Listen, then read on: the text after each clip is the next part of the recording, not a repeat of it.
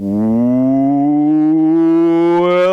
to the Pope on Film. I am Bunny Williams, and with me is.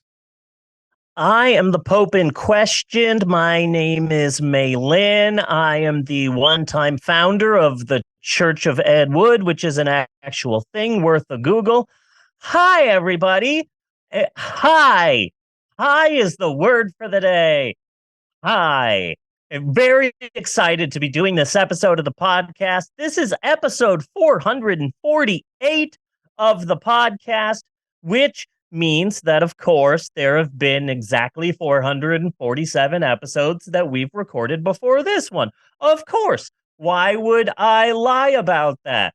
That would be a very weird meta joke that wouldn't make sense to anyone outside of maybe 2 or 3 people. Yes. But we are very excited to be doing this episode. I've got a fun game for us to play here in the monologue, and then we're going to be moving to our educationally uneducational history segment. And this is a huge one, and I'm so excited. This is such a good story. And then our movie this week is Brian and Charles, which is a bizarre British film that made less than $1 million at the box office, and I freaking love it.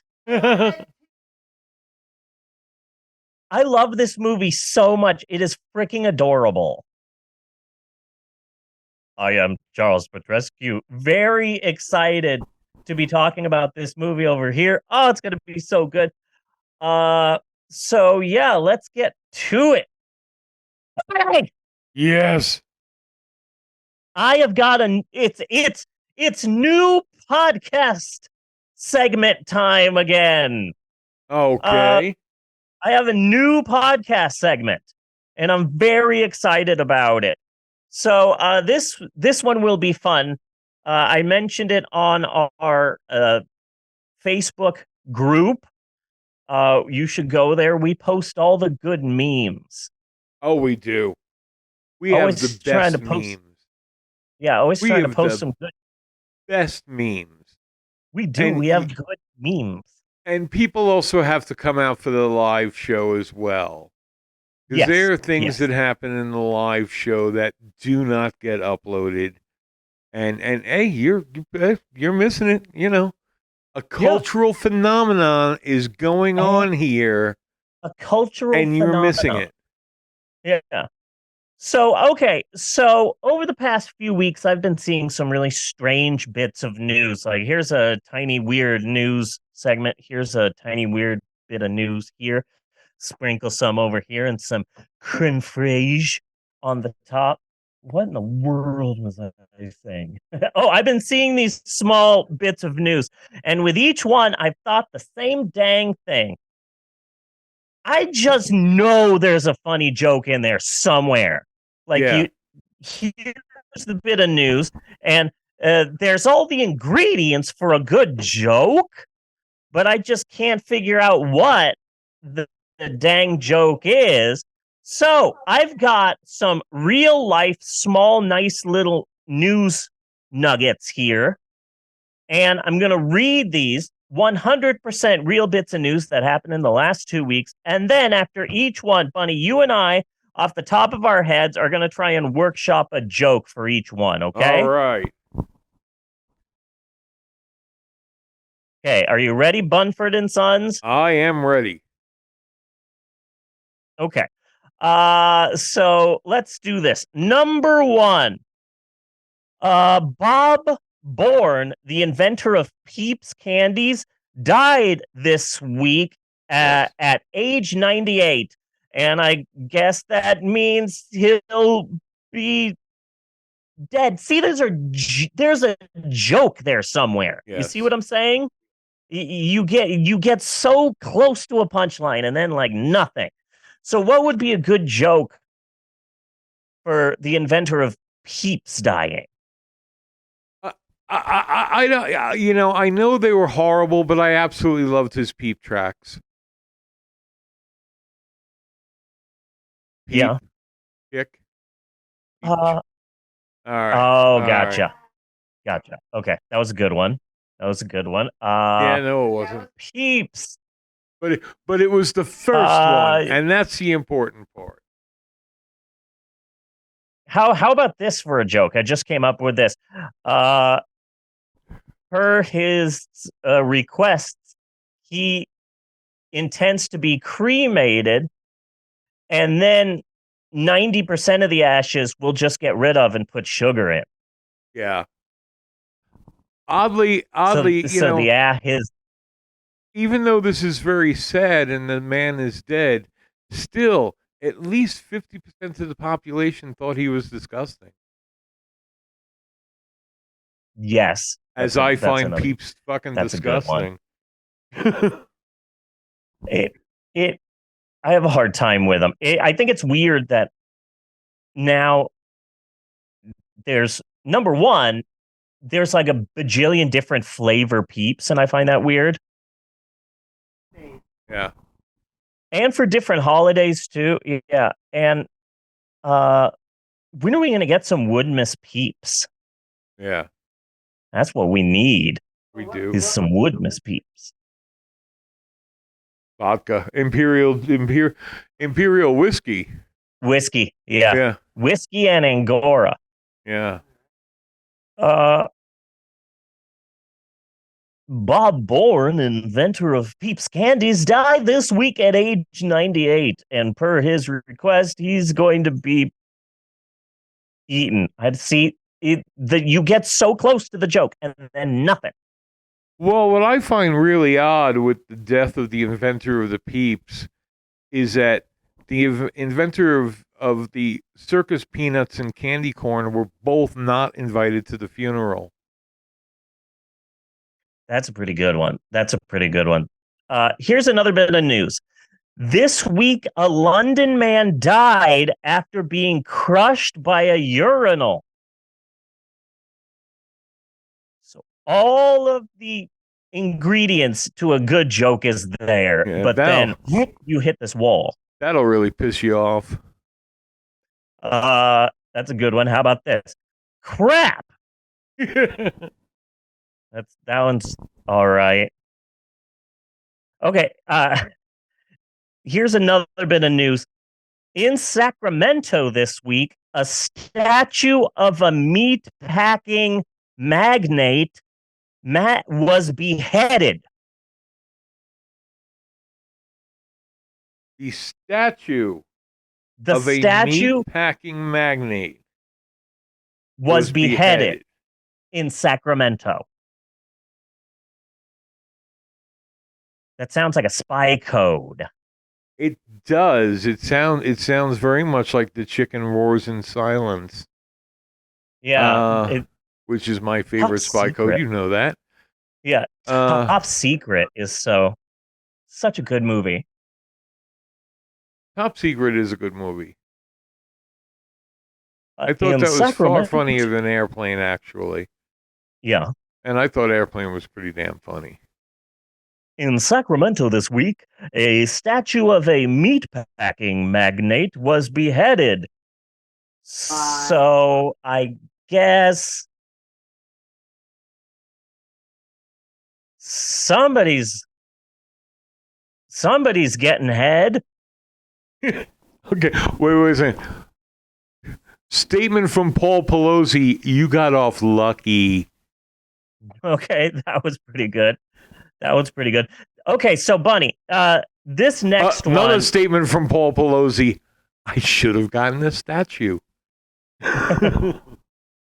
Okay, so Bunny, this next bit is the best headline of 2022, okay? This is an actual headline to an actual article. It happened in 2022. This is the headline as it is in the article. Menacing wild turkeys, led by Kevin, are taking a New England city for themselves. Well, they really kind of do deserve it. You know, I mean, let them have it. But what about Kevin? That's what I need to know. Eventually, we'll be wearing Kevin's faces on our T-shirts. and bumper stickers. Like But like just like an screw Kevin, I outline think. sketch. Andy Warhol may rise from the grave to do one of those soup can things of Kevin. You click the article and you read the actual story, and it's a bunch of menacing wild turkeys led by Kevin Sorbo. Led by Kevin Sorbo. Yeah, that's the Kevin. It's Uh-oh. Kevin Sorbo, and he's leading the turkeys in a rebellion to try and get God's Not Dead 8 made. Oh, God. Menacing Wild Turkeys led by Kevin. That's such a Monty Python skit, isn't it? Yes, it is. It's fascinating. Fascinating to me. Okay, so here's the Dimsdale. last. What was his name?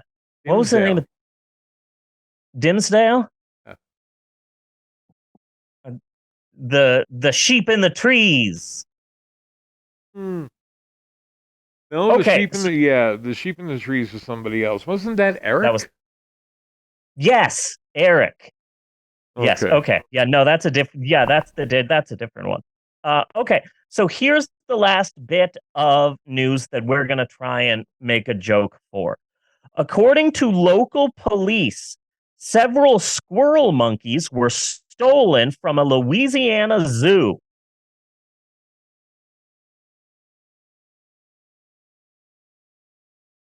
And in lighter news, according to local police, several squirrel monkeys were stolen from a Louisiana zoo.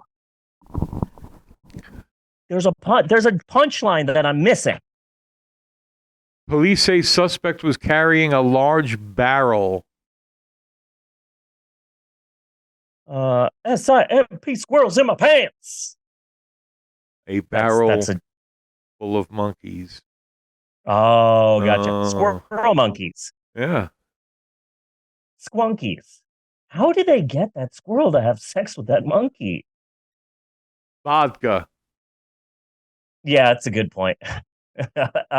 Peeps, Yeah. whiskey flavored peeps.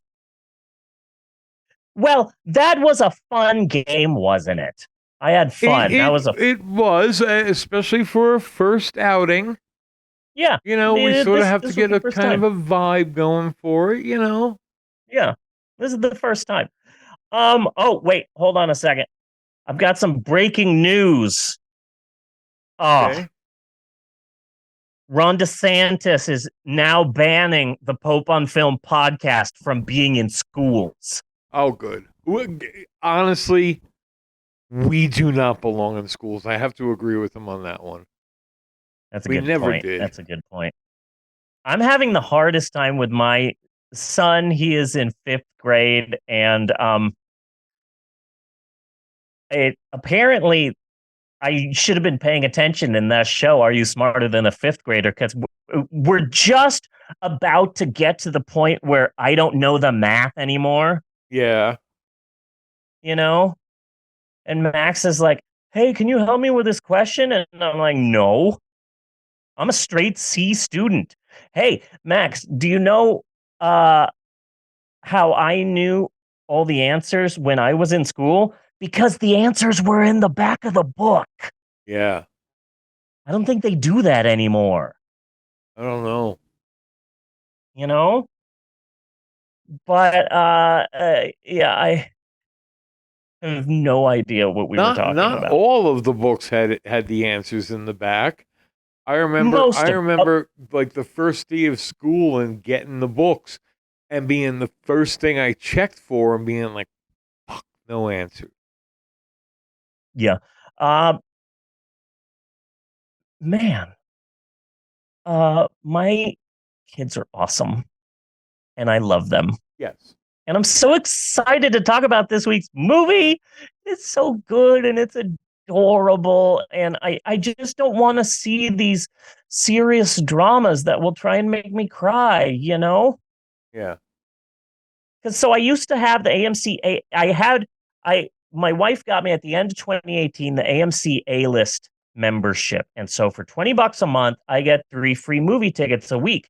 And for all of 2019 and the beginning of 2020, I saw 3 movies a week. I always went and I saw 3 movies a week, and it was great. But back then, because I had to watch 3 movies a week, I would force myself to watch these movies that I didn't necessarily want to see.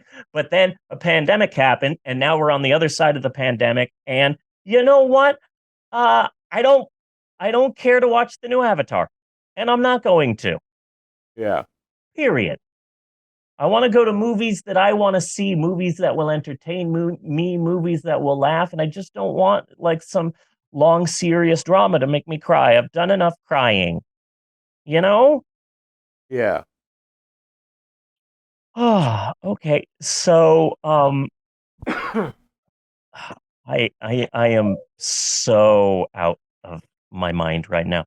So this is going to be a short intro, and I'm going to wrap it up right now. And the reason why we're wrapping it up is the show is usually split up into 3 parts. There's the monologue, the introduction, and then there is the historical segment where we talk about a bit of history. And then the third part is when we talk about the movie, Little Bunny Foo Foo, uh, Little Black Cookbook. So these are the 3 segments of the podcast. Today, our history section is freaking huge, but it's such a good story. It's the second half of a 2-part bit of history. Last week we talked about King Kong. This week we're talking about King Kong's racist father. I'm so excited to tell you this story. So we're going to take a short break because we do this on Zoom, and so we have time limits. Well, we might as well just roll into it, and then we will reload when it times out, because we got a lot of time. We got like 20 minutes, give or take. Yeah, but I really want to get to the hat. It's so such just a go to the good half. one. That's what I'm saying. Oh, just go to the half. Okay, then I guess we can do that. Wow, that'll feel weird. That feels wrong. I feel feels dirty. wrong. Be flexible. Flexible. Yes. Ready? We're Flexible. going. We're going there. We're going. Are you ready? We're going. You ready? We're going. Oh. We're gone. Okay. Okay. Yes. And we're happy. And we're happy. Okay.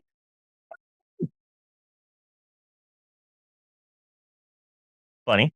Yes. Okay.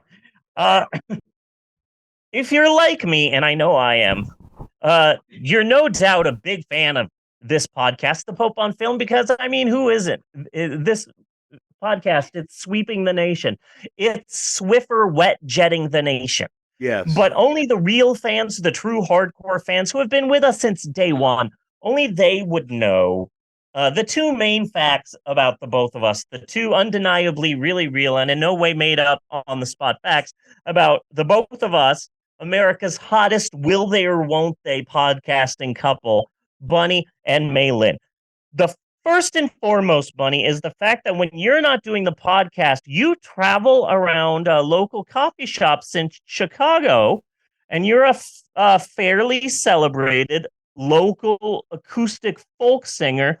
You sing about the plight of the people without a voice. Bunny, Yes. tell us a little bit about your music. It is. It is very aggressive. It is all acoustic. I have mastered the ability to play the spaghetti pot. So I will just go into the coffee shop holding a giant spaghetti pot, and I will use that as my instrument, and it is all acoustic. Who the fuck plugs in a spaghetti pot? Okay? Good point. Good point. Nobody. That's gonna be what's on our new T-shirt at our merch store. Yes. and I sing songs that are relevant and important to today's society, because I want to shape the world. I want to give back to the world. So um, the Ballad of Dr. Seuss is a big one. Yeah. Mr. Potato Head's balls is Mr. Potato Head's balls are always a crowd pleaser. Yes. Nice. That's huge. Nice. Yes. So that is it. Uh I have a song about whacking off to the green M&M. Yeah. You know? Yeah. That's I've heard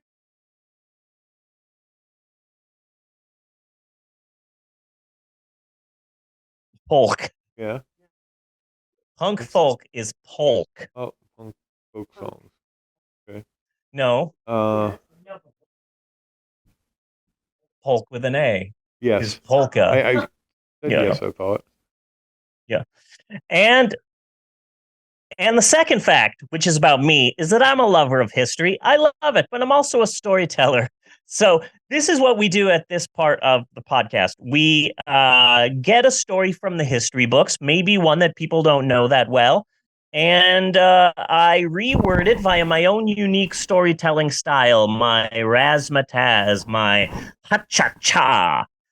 And that's what this is, another educationally uneducational installment of Historic Approximations, or as we like to call it.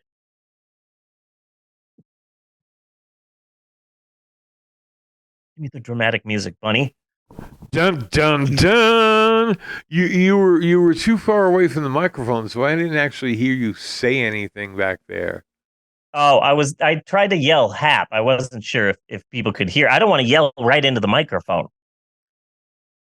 Oof, now that's capital H, capital A, small p. This segment needs small p's to its name. Okay, Yes. we need that. That small p is vital to the essential ebb and flow of the entire broadcast spectrum, Bunny. Listen, hit the bars, work some parties, and get me some pee. I need pee. Eddie, what kind of a podcast segment is this? Now, this segment was formerly known as Steve's Historic Approximations, or SHAP, as we like to call it, repeatedly, annoyingly, whether anyone wanted us to or not. That was the segment's original name. However, a dead name is a dead name for a reason, and so we're moving on. Well, Bunny, what's happening on HAP this week? It is the much anticipated second half of a two-part HAP. Last episode, we were going to simply discuss the origins of the original King Kong movie and the mess surrounding the remake in the 70s, and having a small focus on the King Kong protests that happened because the Empire State Building employees were upset. Yes. Because in the 70s remake, King Kong climbs up the World Trade Center, which is a smart move because unlike the Empire State Building, the World Trade Center is going to be there forever. Yeah. So, very excited. So, yes. So, however, while doing the research for that, I uncovered a crazy story. And then I couldn't find the picture last week. That upset me so much. I was looking for a picture, but I couldn't find it. It was the whole thing. Go listen to the podcast, episode 447, Blood Beat. Strange ass film, very glowing. Yes. I low key loved it. But in the research for last episode's Historic Approximations, I discovered that the original 1930s King Kong movie was secretly based on a controversial fake documentary that hardly anyone remembers in our modern day. And this, my friends, is that story. It's the story of the country's first fake documentary, its success and its scandals, which may or may not have involved the United States government. Uh-huh. Yes, this is the true story of King Kong's estranged father, the 1930 film Ingagi. Okay, put up picture A. First one. Did you do it? Yep. Okay, cool. Ingagi, also known as Ingagi Gorilla, also known as Ingagi the Wonder Film, also known as Ingagi the Greatest Movie Hoax.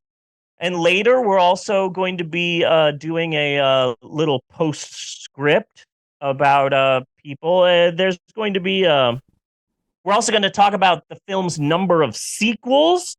One was truly historic, but we'll get there. So buckle up, kiddos, because it's a 4-hour drive to Douglas, and we're not stopping anywhere until we get to Tucson, but we will stop at the Stuckies if you're good, Bunny.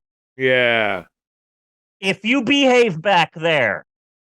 Okay? Okay. Okay? Okay. Today during the podcast, I will be drinking the all-new Starry lemon lime soda. Not a sponsor. I love this stuff. Hi, Max. I went outside. Nice. You went outside? You've been outside? Awesome. Okay. So in order to talk about this notorious film, Ingagi, the Wonder Film, we need to talk about a whole gang of weirdos. There's Willie, the producer, age question mark. There's Selig, the conjurer, and his bizarre zoo. And there's Charlie, the Filipino with the suit. It's a whole rogues gallery of weirdos for this particular story. But to start off with, let's run away from home, Bunny. You and me are going to run away from home, okay? Okay. Okay. But not like modern day run away from home. Not like, I'm going to get a Uber on my app. We're not just going to go to Toronto and crash at Bauer's place. I'm talking Bindle on a stick. 10-minute warning. Cool. Hopping on a freight train, sort of running away. Learning hobo code. Yes. That sort of old school running away.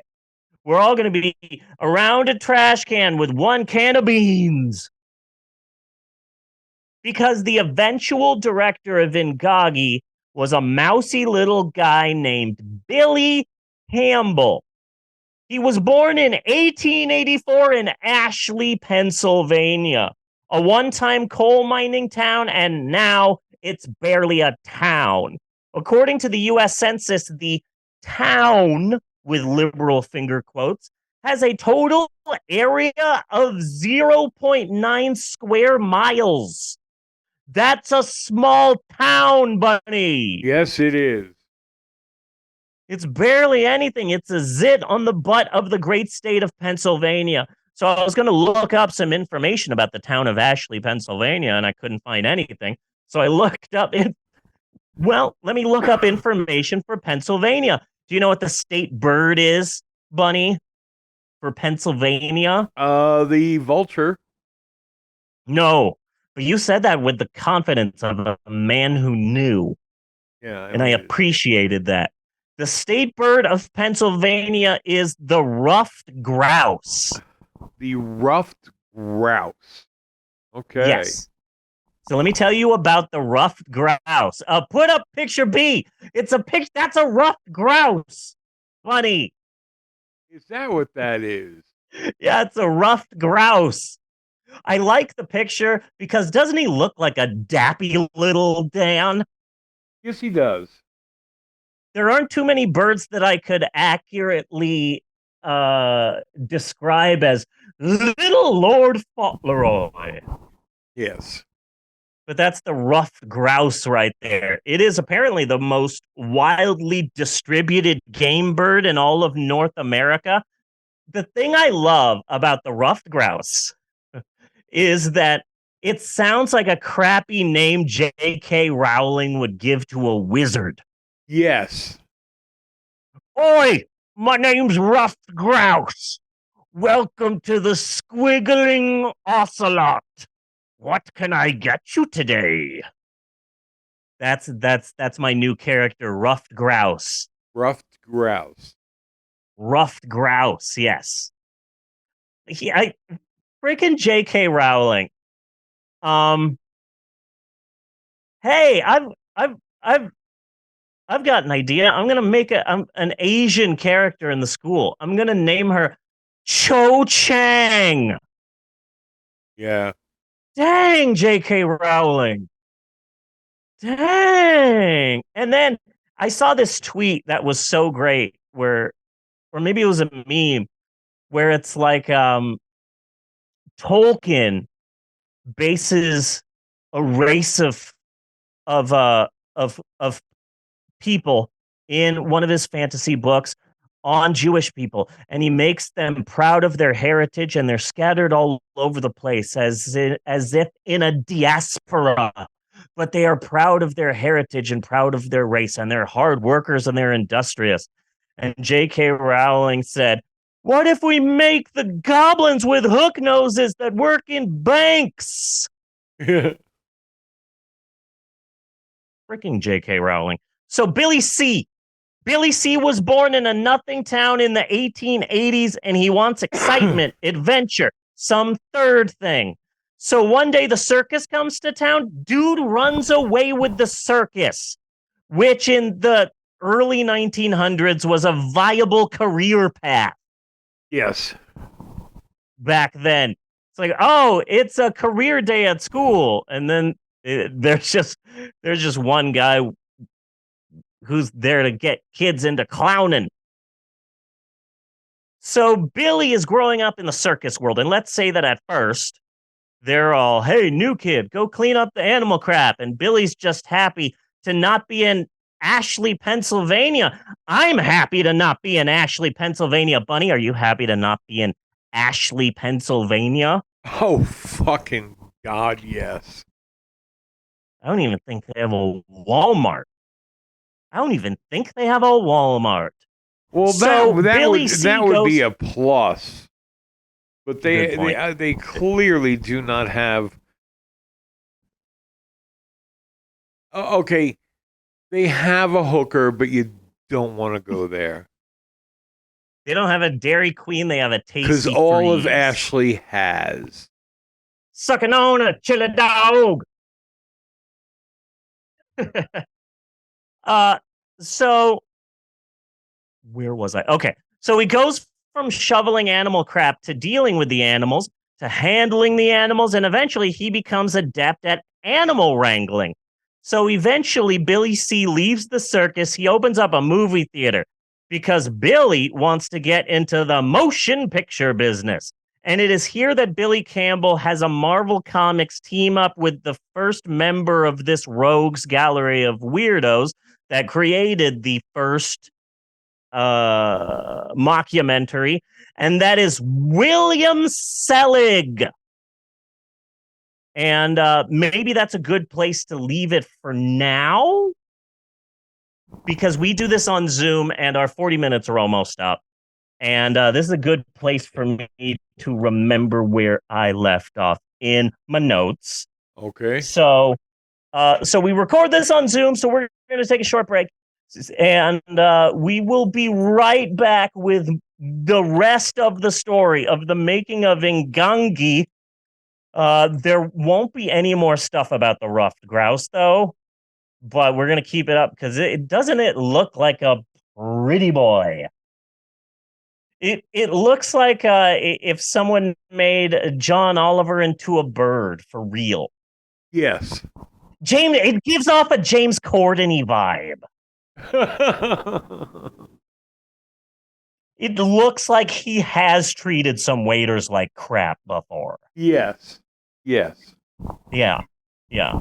Okay, so we're gonna take a break for just a second, and we will be right back with more historic approximations. Great guy. I think Social Security should be privatized. You can't go to a supermarket without being accosted by a homeless guy. Democrats and liberals attack viciously.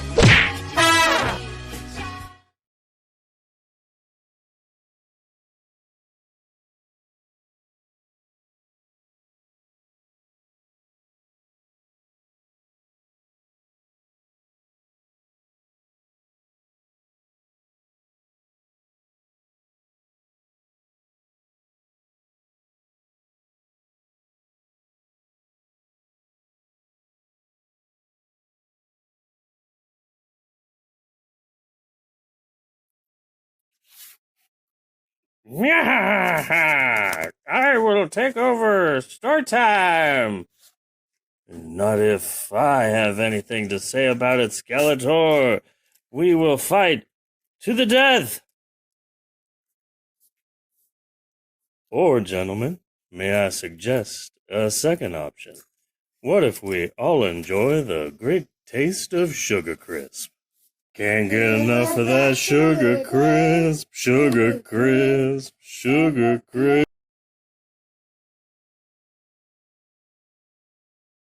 And we're back with our friend the grouse. Yes, the ruffed grouse. The ruffed grouse. I'm the ruffed grouse, I is. Welcome to Hogsmeade. Billy Campbell ran off to join the circus. Now he owns a movie theater, and he's teaming up with a man with a crazy name. William Selig is his name. He went by a lot of other names in his lifetime, including W.N. Selig, Colonel Selig, and Selig the Conjurer. Oh. Because Selig was born to Polish immigrants in Chicago in the 1860s, so he was older than Billy. And Selig also ran off and joined the circus as a teenager. So Billy Campbell and Selig the Conjurer, both carnies, similar backgrounds. Selig was a fake conjurer, a fake professor. He started a traveling band. He had his hand in everything. He left the circus. He sold furniture. He was always trying for his next big gimmick, money-making, who's he, what's it. Then in 1894, at the Texas State Fair, Selig is looking for his next big thing. And he sees some of Edison's employees doing a demo of the kinetoscope. Ooh, some third noise. So Selig is thinking, how can I make movies without paying Edison any damn money? Because Edison is crazy. Did you hear? He electrocuted an elephant. And there's a whole Bob's Burgers episode about it. So, this slick a-hole, Selig the Conjurer, he tracks down a guy. He's like a pipe fitter, a welder, an electrician. He works with metals.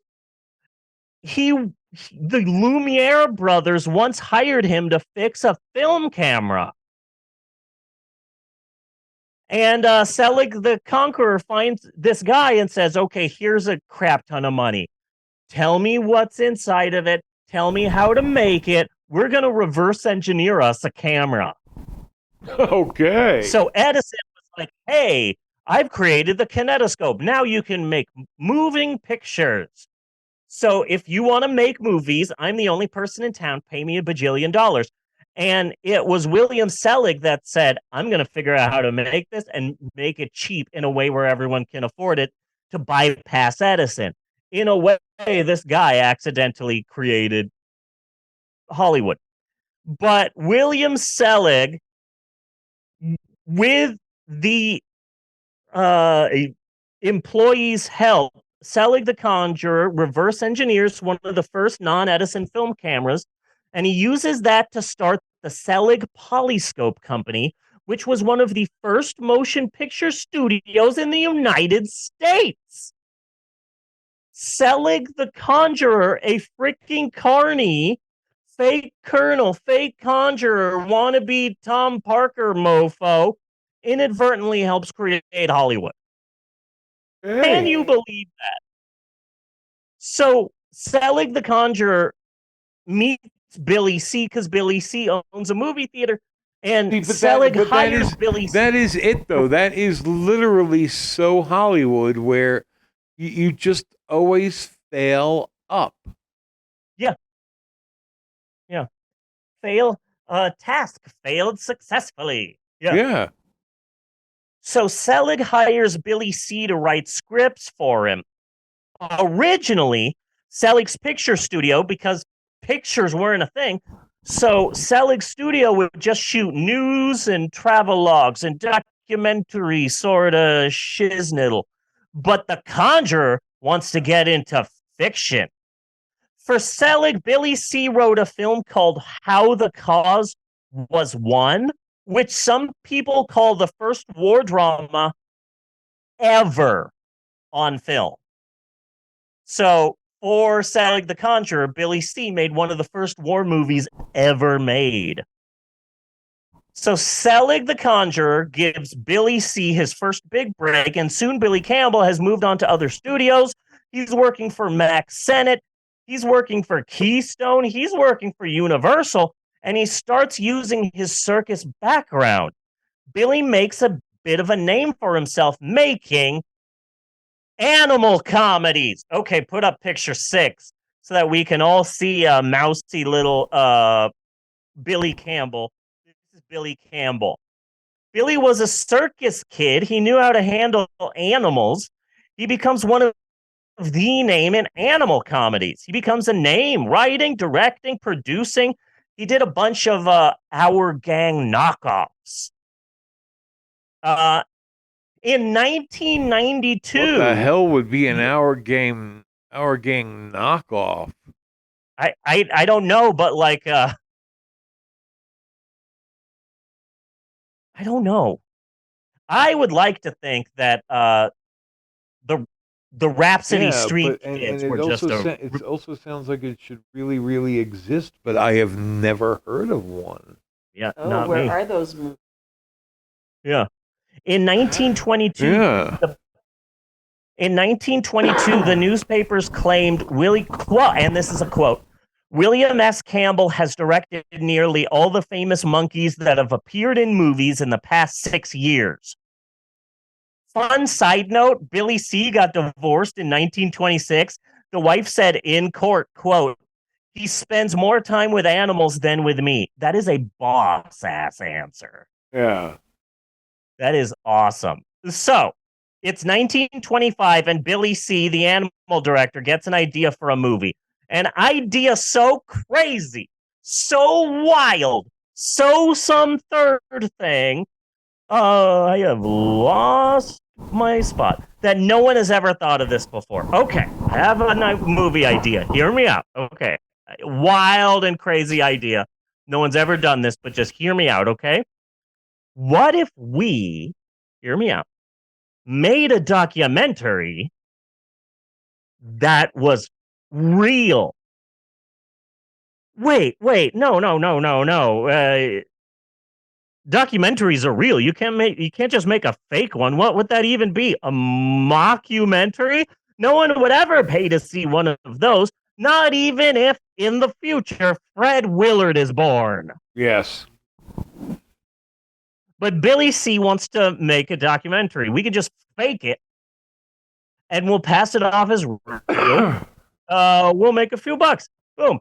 And that first mockumentary that tried to pass itself off as a normal documentary was the racist ass 1930 film Ingagi. Now switch it to D.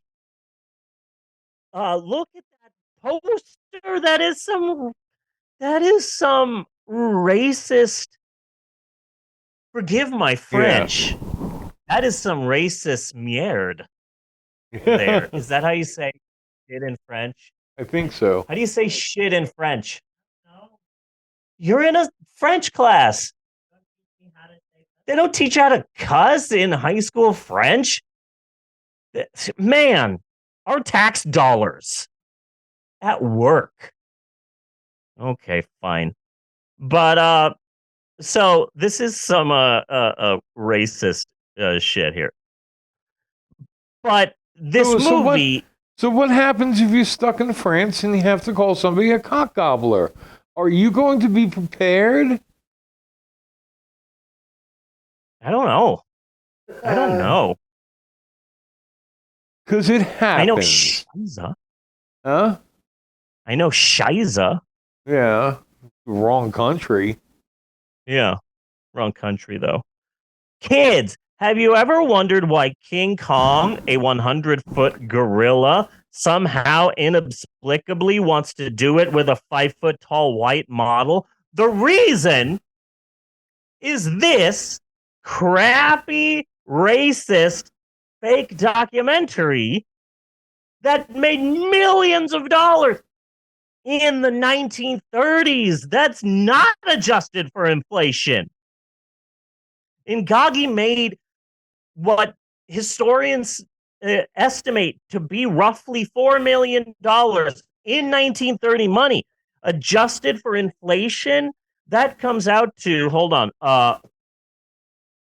hacking into the mainframe, carried the two, a shit ton. Yes.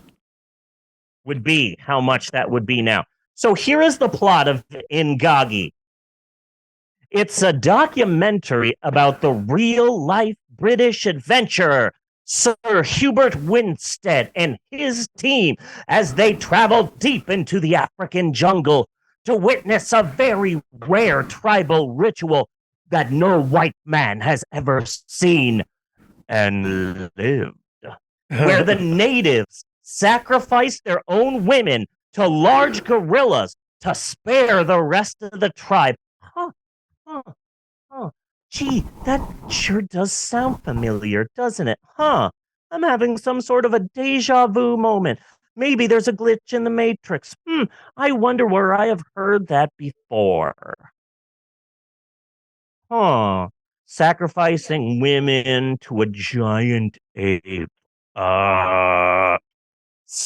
Crazy enough, that's something George Santos claimed on the campaign trail. It's weird. Where in the world was I? Yes. Here's some proof. Okay.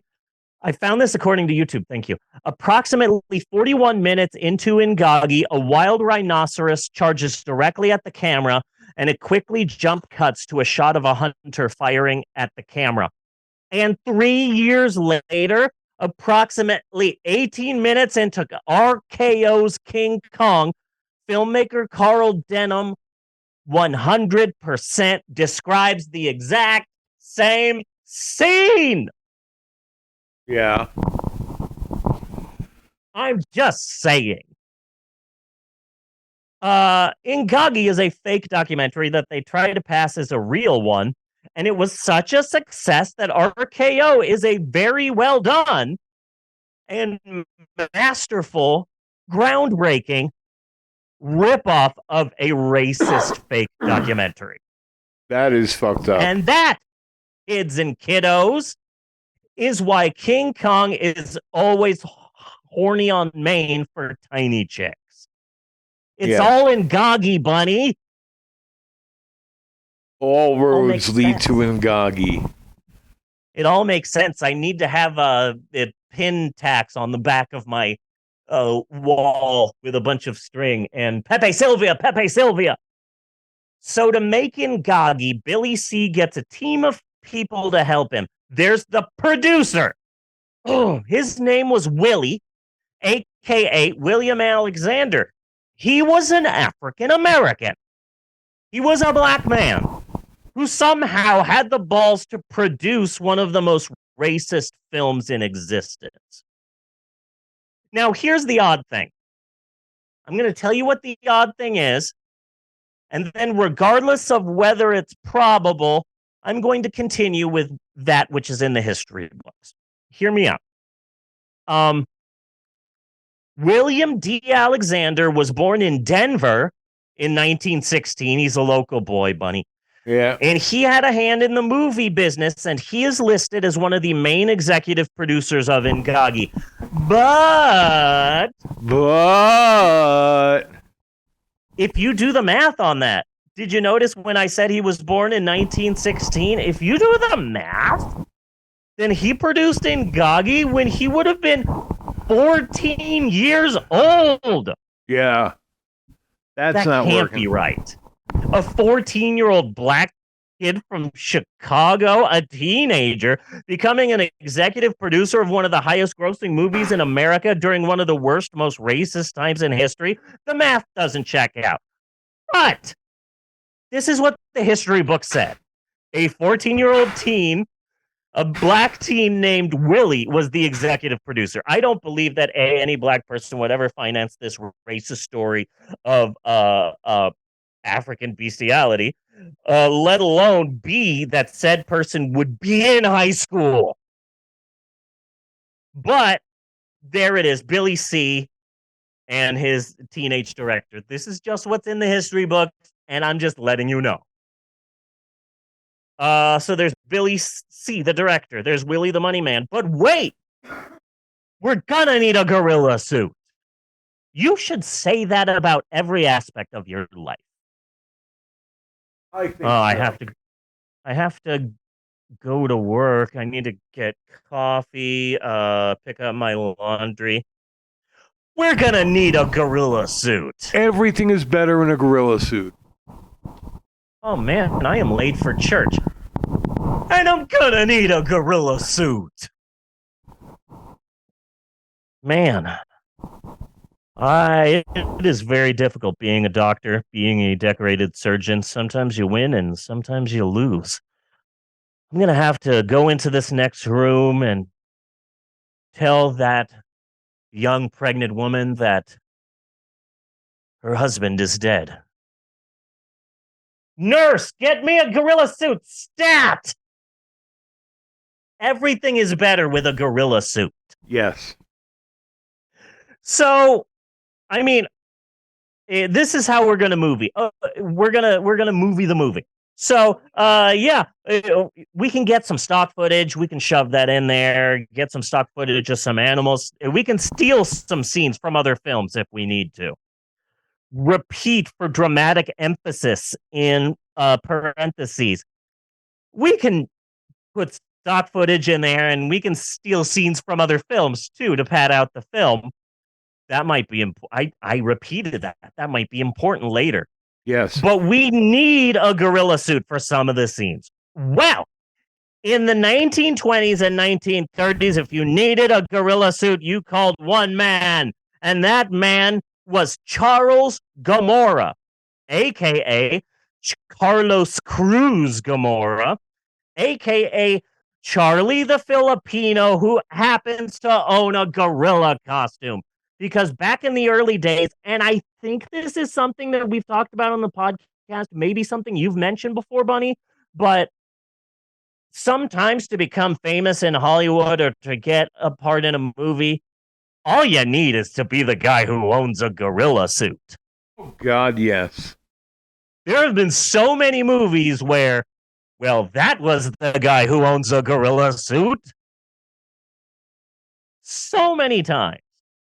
And then they would just hire you in the suit because you had the suit. Yeah. So we have, I can't think of any offhand, but we had a few famous gorilla suit actors. And probably one of the most famous one is Charlie the Filipino with a suit, a.k.a.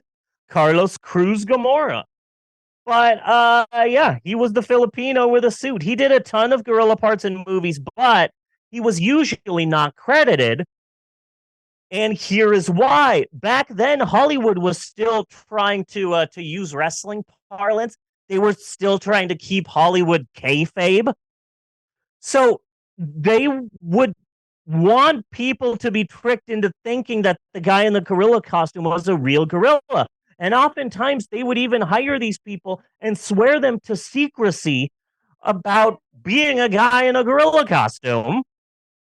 So, okay, we're starting to get a team here. There's Billy C., the Carney director. There's Willie, the teenage money man. There's Charlie, the Filipino with the gorilla suit. But wait! Where will we film this movie? LA isn't exactly the jungles of Africa. Well, that is when Billy C says, "Don't worry, I know a guy." Beep boop pop boop. Oh wait, this is like 1929. So rugada dugada dugada. No. You're still not far back enough. Going back there, you would have to turn the crank on the side of the phone. Oh, yeah, nice. And then ask for the operator. My barrel, give me Klondike 5. Huh? Yeah. So he calls somebody up. Hey, Selig, I need a favor. Yeah, you remember Selig the Conjurer, the guy who accidentally created Hollywood? That huckster's back. Because within his film studio, this nut job, this mad lad, built a zoo, not for people. It was a zoo that was specifically built via Hollywood razzmatazz. It was built to look like a friggin' jungle. So if you were making a safari pic, you were making a jungle picture, you're making a new Tarzan film, you called Selig the Conjurer, and for a price, he'd let you shoot in his fake LA jungle zoo. So they get Selig the Conqueror to use as long as he had one. Yeah. So they make this racist ass fake documentary about African women who are sex slaves to giant apes in a ritual. And I had to add this story. Can you switch it to picture F? The most important F? Oh, did we not do it to E? We never made it to E. Okay, do it to E. Okay, it's the guy with the gorilla, yeah? Yeah. Okay, that's Charlie the Filipino, who owns a gorilla costume. He did a bunch of the gorilla pictures, and there he is with, doesn't he look like he would be in one of those Bowery Boy movies? He does. He does. He looks like one of the Hells a Poppin' Boys. Yeah. You know? So that's Charlie, the Filipino, who happened to own a gorilla costume. He will be playing some of the gorilla parts. So now let's move it to F. The most important picture of this entire story. Oh, look at that picture. Look at its beauty, its majesty. It is beautiful. It is wonderful. It is a perfect boy. So in the film, Sir Hubert Winstead manages to capture footage of a new animal heretofore undiscovered in the history books. A new animal he discovers in the journey. This picture right here is it. Sir Hubert dubs this new creature, pause for dramatic effect, the Tortadillo. And here's the thing, that is real. Do you see that, Bunny? That is real. Okay. In that, it's a real fucking turtle. It's a real turtle that they glued wings and scales to. And a tail. So this movie is not only racist, but it's also mad animal cruelty, dog. They also show a lot of like animals getting slaughtered in tribal ceremonies, apocalypse now style, Yeah. pork lips now. Anywho, I love the tortadillo. Look at that cute little guy. Oh, look at you. Look at you, little tortadillo. If I go right here, I can feed him. Here you go. Here's a little tortadillo treat. There you go. That was nice. Hashtag tortadillo. If you're a fan of tortadillo, shout out hashtag tortadillo in the comments. I'm all about the tortadillo. It could so be a Pokemon. Yes. Mal, seriously, run over here. Run over here. Come here. Come here. This is a fake creature that appeared in this fake racist ass documentary. It's called a tortadillo. Can you see that as a Pokemon? Tail, the wings, but it's also like a freaking turtle. Yes, yeah. Yeah. I'm really excited. It's a new flying type. It's a flying rock type. What? Mind blown. Yeah, that's my new. And it flies in the air. Tortadillo, go use razor tail. Tordo. That's the noise that it that's makes. its Gamma heritage. Yeah. Of course, Hashtag it would have to tortadillo. fly. Yeah. So, the gang is all together. We got the director, the teen producer, the guy with the suit, Selig the Conjurer, his weird ass zoo. They form a production company that they call Congo Pictures, and they make Ingagi, but they are so freaking broke. They're struggling to make this film. They're cutting corners left and right. There's one scene where a lion jumps right at the camera, and that's a famous lion. It's the MGM lion. They borrowed it. Yeah. Yeah. It's really weird. And here's the thing. We'll talk about this a little bit later in this historic approximations. I'm really overselling this movie. It is really shitty. It's so bad. It's nigh unwatchable, but we'll get to that. I'm just glad that the MGM Lion got another job, because that's the only gig I know of it he had. Yeah. But Congo Pictures is so broke, which may or may not be a byproduct of having your executive producer be a teenager who's still in high school trying to pass math class, but that may or may not be true. I don't know. But Congo Pictures is so broke that they can only afford one print of the movie, one print of the whole film. So they book it in one theater in San Diego for 2 weeks. And over 40,000 people flock to see Ingagi in 2 weeks, which is a lot. Move on over to picture G, Bunny.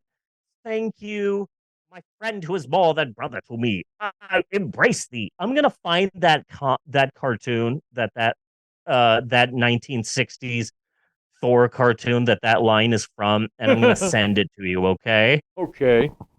I'm gonna send it to you. Oh yeah, it's the poster with the big boobies. Racist as heck. Or wow, this reboot of Mannequin sure is different. Yes. Because she's bald like a mannequin. I liked that first film. Andrew McCartney let himself go. Huh. So this is Ingagi, a film they're advertising as 100% authentic. The most sensational picture ever filmed. But still, they're having a hard time. 40,000 people flock to see Ingagi, but they're still having a hard time, despite their success in San Diego, which, fun fact, I'm not sure if you know this, San Diego is actually Spanish for a whale's vagina. No major distributor will touch this African bestiality documentary. So they book Ingagi's sole print on a theater by theater tour. San Diego, LA for 2 weeks, Chicago, and then on April 5th, 1930, Ingagi opened at the Orpheum Theater in San Francisco, which coincidentally was owned by RKO Pictures, who looked at Ingagi and went, looks like people are really flocking to see women offered up as a sacrifice to a giant gorilla. I'll just put that in the old memory banks. On its opening day, just on opening day, at the Orpheum Theater in San Francisco, it made a little under $4,000 in one theater. Ingagi was such a hit that RKO themselves ordered more prints of the film made and booked it into more RKO-owned movie theaters. It would eventually be playing in 14 theaters nationwide and make about $1 million in 1930 money. That's not adjusted for inflation. That's crazy. Until knock, knock, knock. Who's at the door? 10-minute Switch it warning. to picture H, Bunny. 10-minute warning. Switch it to picture 8. Who is it? It's the Hayes office. William H. Hayes. The government has sent me here. Hollywood. I am here to clean up Hollywood. It's not entirely Fatty Arbuckle's fault. All of y'all are effing horrible. But I'm here to clean it up. I'm starting the Motion Picture Association of America, and we're going to clean up this town. So we have some questions for the makers of Ingagi. They came down hard on Ingagi, and here's the crazy part. It was not because of the racism of the film or the suggested bestiality. It was because, if you remember earlier, large portions of the film were stolen from other freaking movies. Okay. Yeah. So the Hayes office started an investigation. The Better Business Bureau went in there and they realized, oh shit, there is no Sir Hubert Winstead. And then the American Society of Mammalogists, which is apparently a real thing and not something I made up, they were like, yeah, we're all scientists. This is all bullshit. You know that, right?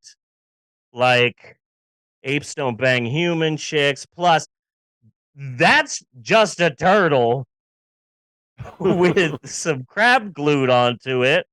But hey, American Society of Mammalogists, we now have beef. This podcast, The Pope on Film, officially is against the American Society of Mammalogists because how dare you make fun of my favorite Pokemon in the world, the Tortadillo, my new baby. In fact, put the picture back up, Bunny. Picture I. Put picture I back up so we can look at my new favorite baby, the Tortadillo. I'm talking about this fake racist documentary, Maxwell. And the movie was fake, but they tried to pass it off as real. And so they got this creature, which is popping up now, and it's they said that it was a brand new, never before discovered creature called the Tortadillo. Doesn't that look like a Pokemon, though? Thank you. My 11-year-old agrees. This is a Pokemon. Yeah, I said that it was a flying rock type. So, yeah, it's like a hybrid. Okay. Sodas outside, and they have really cool bottle caps. Look at that. Yeah. Okay. And I have a bunch. Oh, you have a bunch of them. Okay. We're almost done, Bunny. I apologize for how long this segment is. No. I'm also crazy high, but I think I'm passing off. As long as I don't tell everybody. Well. Thank you. As long as I don't tell everybody that I'm really high, then everything should be fine. No one will know. It's not like we're broadcasting this on the internet or anything. Yeah. Here's the thing. I want to talk some more about the tortadillo, but we're very close to finishing. How about this? Why don't we cut this now, and we will, and because we record this on Zoom, so we have 40-minute breaks, and this is a long one, but I swear we're almost done with the story. I'm shocked no one has made a movie of the making of Ingagi because this is crazy. I have a wonderful postscript at the end too. It's going to be great, but we're going to take a short break to restart the Zoom chat, and we will be right back with the startling conclusion to the story of Ingagi, the King Kong's father who went away for some smokes. Yes. And never came back. Like, seriously, you know King Kong as a part of your Christmas tradition. So, like, you're hearing this story and it clicks, doesn't it? Oh, God, yes. I always wondered why a 100-foot tall ape would be in love with, like, this chick. And it's because they made this fake documentary that said in Africa, they have a ritual where women are sacrificed to these apes that want to bang them. And that's why King Kong to this freaking day has a thing for little chicks. Yeah. Man, let's cancel King Kong, I think. And his father was mad it's racist. just so Carl Denham all over. Like, that It is is. literally the character. Like, you can literally, there is a case to be made that Ingagi is a fake film, that Ingagi is the movie Carl Denham made. Yeah. That led him to now go on this real expedition. Yeah. Yeah, it's crazy. Oh, I totally agree with that. Yeah. But it all makes sense. This is King Kong right here. They couldn't afford Rodan, so they glued some tire pieces onto a freaking turtle. I love this thing. This thing should be the new mascot of this podcast. We'll get to that. We're going to take a break. I'm so out of my mind.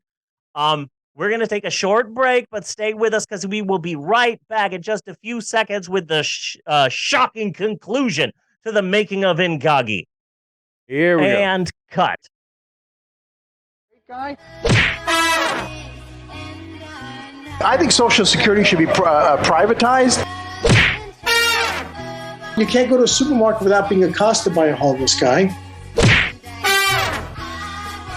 Democrats and liberals attack viciously.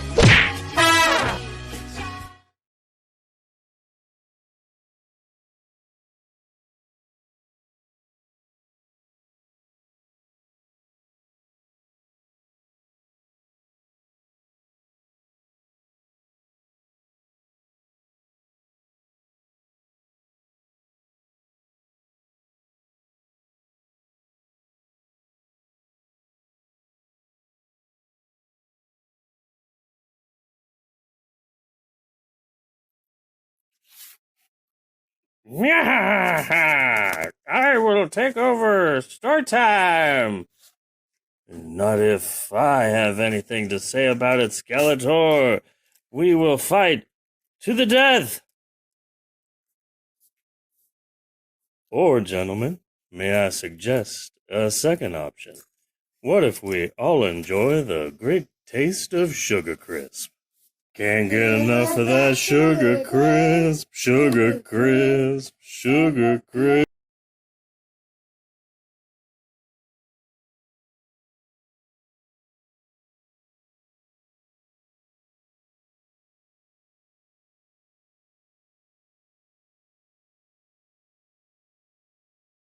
And it is the tortadillo.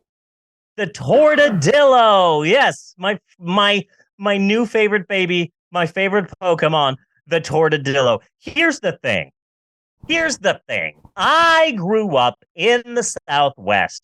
And so since I was a little kid, I have been obsessed about jackalopes. Okay. that some huckster somewhere got a dead rabbit and stuffed it and then said, I'm going to glue antlers on it and pass it off as a real animal. And it's a fake animal, but that everyone sort of wants to believe is real. Oh, God, yeah. You find them in gift shops all over here, too. Yeah. And you see jackalope merch and jackalope stuff and stuffed jackalopes and all of this stuff. So if society can obsess over and manifest a jackalope into a type of existence, then I can believe with all of my trans heart of hearts that somewhere in the jungle there exists this beautiful, beautiful baby boy. This beautiful baby. This little flying camera, the tortadillo, who can fly and is a friend to all children. Yes. So, hashtag tortadillo. Let's get the tortadillo trending. Where in the world was I? Hays Code to Better Business Bureau, and then finally the FTC, or as it's pronounced, the FTC, I believe is how they pronounce that. The FTC, the Federal Trade Commission, steps in and rules that Congo Pictures cease advertising the film as authentic, and RKO drops the film from all of its theaters. But that's not the end, because Billy C is all, screw RKO, we're rich now, baby. We don't even need studio-owned movie theaters anymore. We'll just book it in independent movie theaters as the film the government doesn't want you to see. Yeah. And it worked. Soon it's in 30 cities all across America. Twice as many as it was when it was just an RKO film, and it's making bank. And this pisses off William Hayes with the Hayes office, the Hayes Code. And that petty bitch. Oh no, she didn't. This is what she did. She tracks down our boy Charlie, the guy with the gorilla suit, and they strong arm him to come out as the principal ape in the ape suit in Ngagi. They literally got Charlie, the Filipino, and blackmailed him. Hey, we're the Hayes Commission. If you don't come out and say, hey, Ngagi is fake and I was in a gorilla outfit, then we will make sure that you never work in Hollywood again. And so they outed Charlie, the guy with the suit. And he came out and he's like, yeah, Ngagi's fake. I was in the gorilla outfit. But that didn't hurt Ngagi at all. And they advertised that this was a banned film. And it went on to make millions. In fact, it was such a smash hit that Bunny, are you still there? Yeah. Yes. Okay. I clicked something. Oh no, I can't see you at all. Okay, there you go. Okay. This film is such a smash hit that a year later in 1931, the whole gang gets back together and films a second fake documentary called Numapu Cannibalism. Okay. But it was not a hit.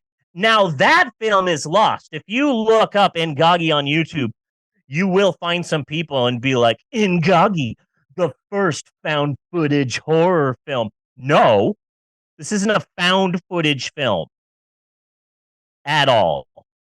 And a lot of people say, oh, the long lost film Ngagi, this was never lost.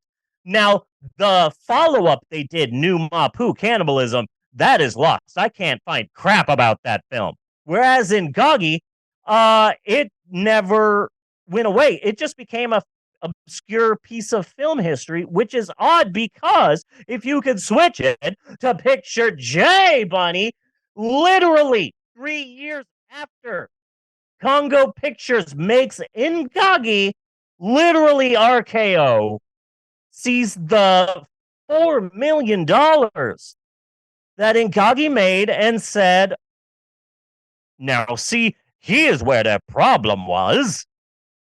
They tried to pass that flick off as real. What if we make Ingagi, but we don't pass it off as real? We let everyone know that it's fake there.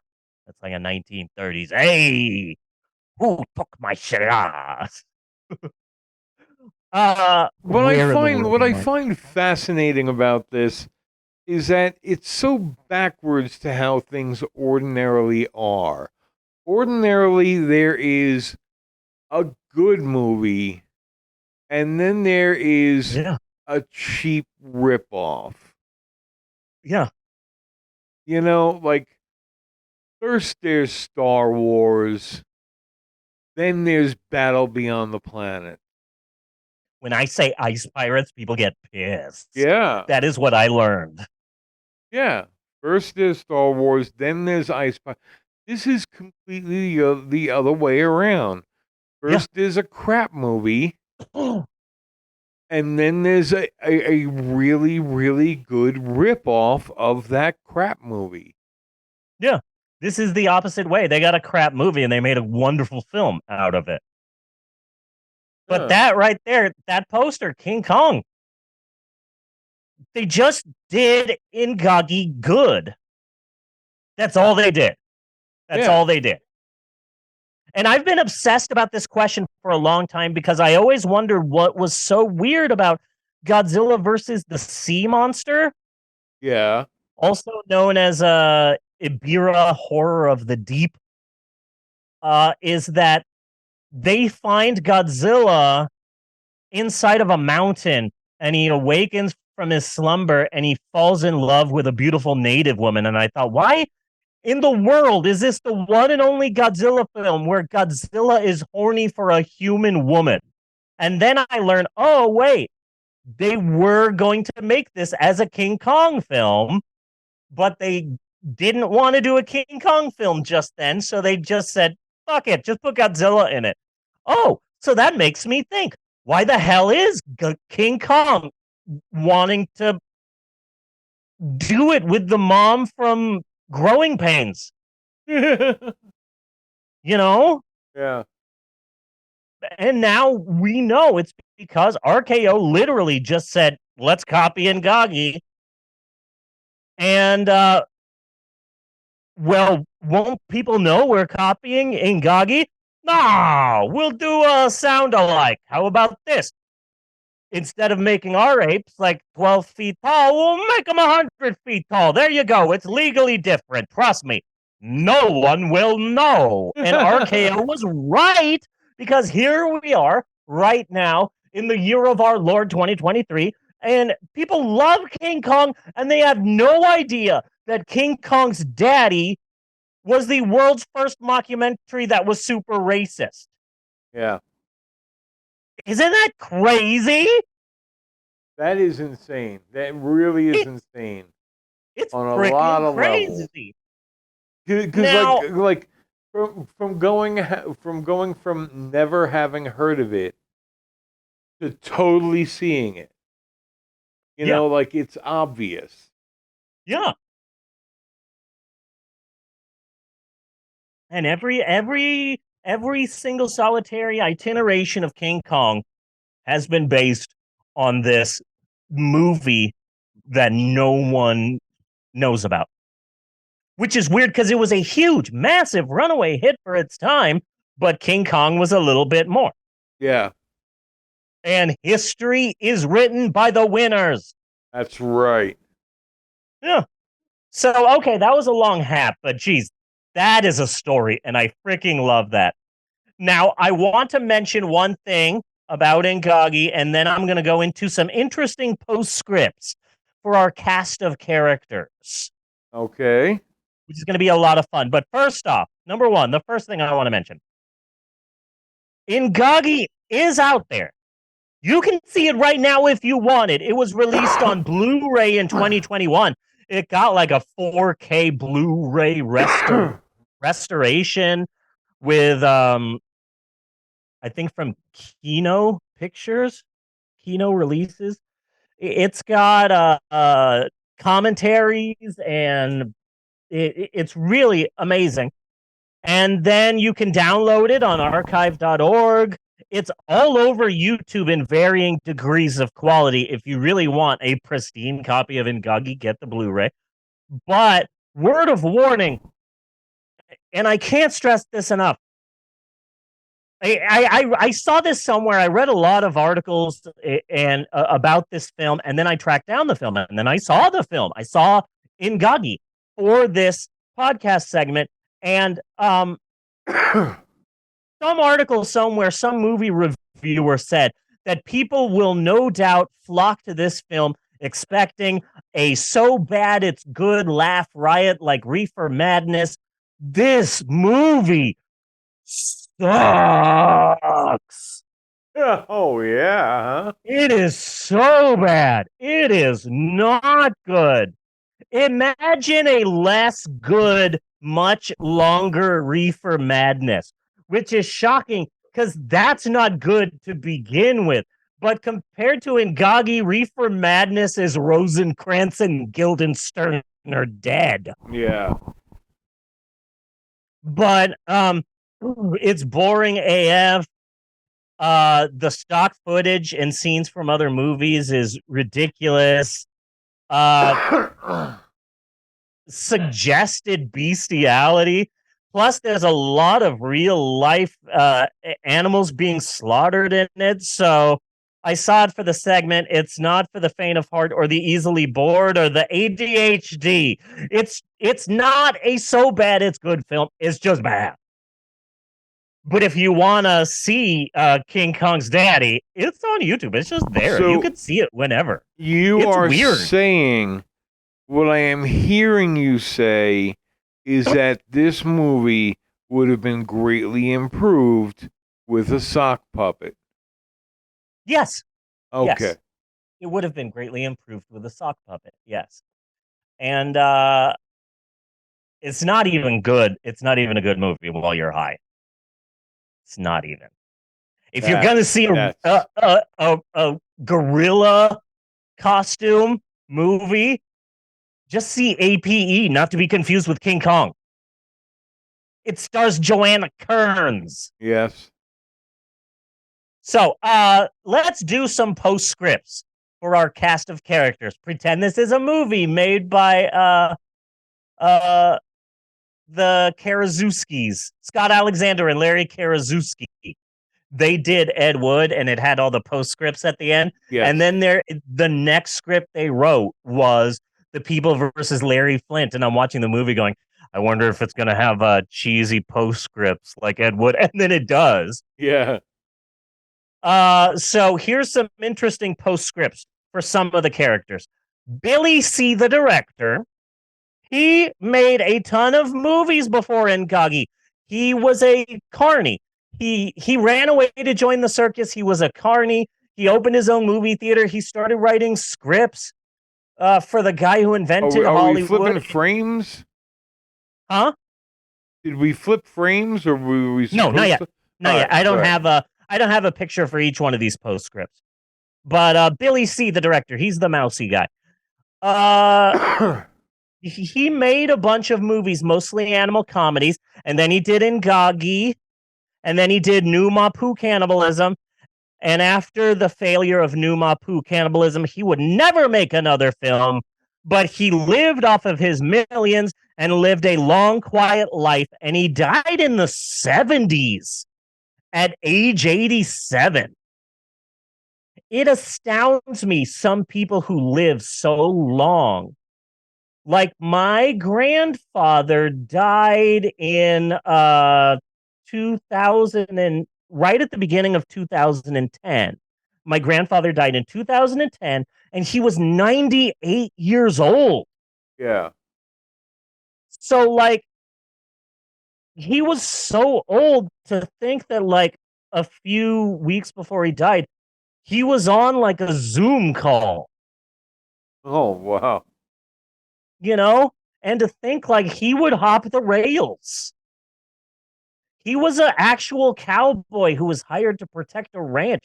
So it blows my mind that the director of a 1930s film live to see Billy Jack. Yeah. That's weird. That like the director of the film that King Kong was based on live to see Saturday Night Live. That's weird. So good for Billy C., the director. He lived a long life with a bunch of money. Then there's Willie, the maybe or maybe not teenage money man movie producer. Now switch it to picture K. And that's the good looking dude in the suit. Reminds me of the trumpeter in the movie Babylon, which is now out on streaming. And I suggest you watch it, but FYI, it's filthy as hell. Yeah. It is such a dirty film, but it's a great look at like this Ingagi moment in American Hollywood. During World War II, Willie worked with the U.S. government, making newsreels for black audiences back in America. He made films for the U.S. government about black life for black people in World War II in order to lift up spirits for the people who were at home. When the war was over, he opened his own production studio and made movies before moving to London, where he became a highly praised filmmaker who was known for making a series of documentaries about Africa. So a fake documentary led to a number of real documentaries. And in fact, in the year 1960, ABC aired a 12-part documentary by him on prime time. Yeah, about the African countries that were popping up. He stayed a movie producer throughout his entire life in the 1970s. He produced O.J. Simpson's first starring film. Oh my God, starring film. He died in the Bronx in 1991.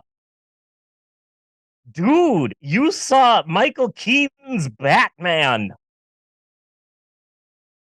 That's astounding. Good for you, Willie, the teenage movie producer. Then our next postscript is Charlie the Filipino with the gorilla suit. He would become a celebrated Hollywood makeup artist. He would continue to be the gorilla in a number of films, but he also moved towards makeup and being a makeup artist. In fact, I've got a picture of him. Can you switch it to picture L, please, Bunny? Because that is the Charlie with the suit.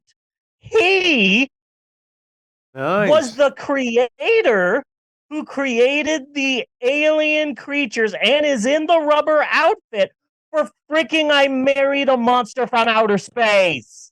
Nice. That's Charlie the Filipino in there.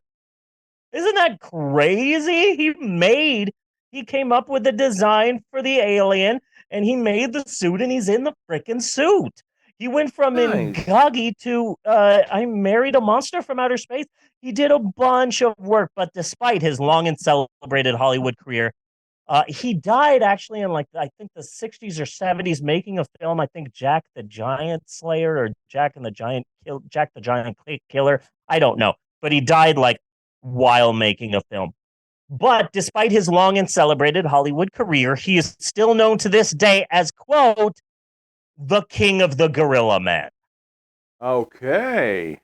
Now, I want to go back to Ingagi, the picture itself, for a little bit, because here's the historic part. So they tried to make a sequel called Numapu Cannibalism, but it failed.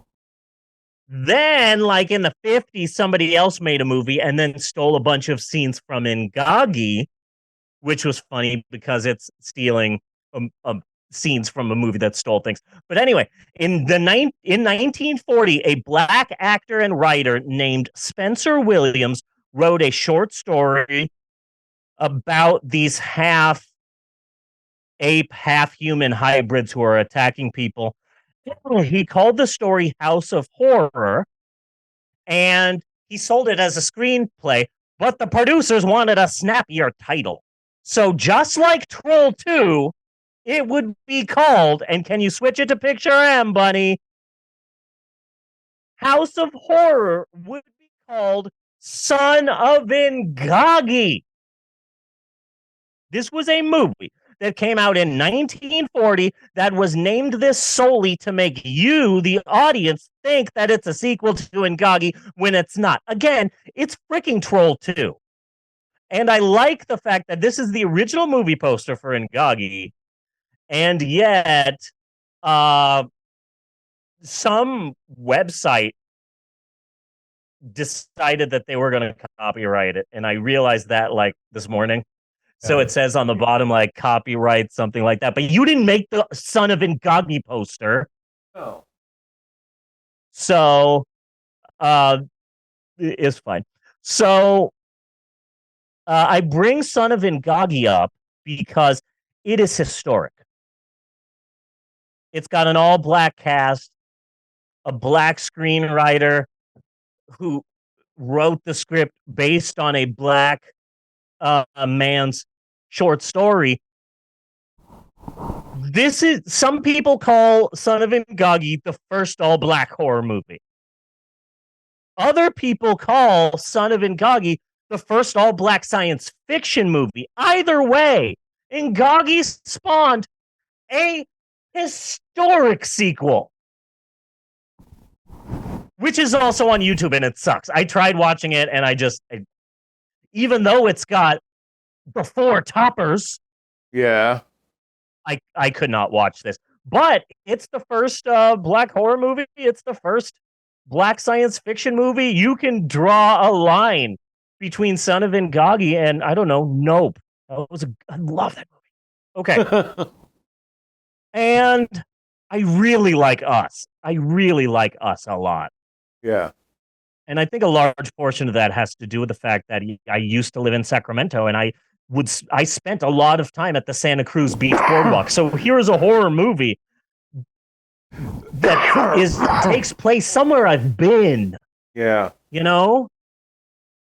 So the last postscript, and then we will be done with this, is Selig the Conjurer. The carny looking for his next big gimmick. The guy with the strange ass zoo. The fake colonel. The man who accidentally started Hollywood. I've got a picture of him. Here, Bunny, can you put the last picture up, Bunny? Ta-da! That fake colonel. Carney, con man, looking for his next big score, would be known as one of Hollywood's founding fathers, and you can pay tribute to this strange ass man by visiting his star on the Hollywood Walk of Freaking Fame. That's Selig the Conjurer's star. Fail upwards. Fail freaking upwards. So go and visit Selig the Conjurer. He's at 6116 Hollywood Boulevard. He's near Rock Hudson Star and also a fairly decent Subway restaurant. William Selig, he got a freaking star. He got a freaking star by screwing over Thomas Edison. So that is the story, the true story of the first mockumentary. I am wildly proud of this. I'm sorry that it was so long, Bunny. Yeah. I talked myself sober from that pre-roll that I did before the show, but what a great story, huh? Yes, but just a small aside as it pops in my head. I mean, like, but that's kind of the founding of Hollywood altogether. I mean, Hollywood is on the other coast in a lot of reasons to avoid patent infringement suits. Yep. Yeah. There was something with the projectors as well that was a stolen patent. Yep. But this guy screwed over Thomas Edison, and because of that, you saw Top Gun Maverick. And back in the day, it wasn't that easy getting to California to sue somebody. Yeah. Yeah, Top Gun Maverick. Did we fucking need that? So go and visit William Selig's star. Then after that, say hi to Rock Hudson, give him my phone number, and then head on over to the Subway and get a foot-long meatball sub. And this is what I have done literally in the past. They ask, would you like anything else? And I say, yes, some mayonnaise. And they said, mayonnaise. Okay, how much? And I say, keep on putting it in there until you say, oh my God, this is way too much. That's when you stop. Oh.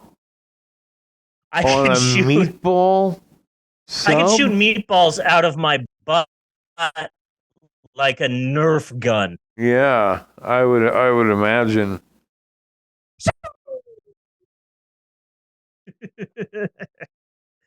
So this has been a great historic approximations. Yes, it has. That was fun, wasn't it? Yes. All right. So I am going to have to see these movies for their historical importance. And I am so big into King Kong, I cannot not see at least Ingagi, but the historical significance of Son of Ingagi, I might have to watch that too. And this is what I think should be the new logo for our podcast. It's a tortadillo drawn to look like a Pokemon. I'll get some of my kids working on that. Being carried up into outer space by a flying saucer.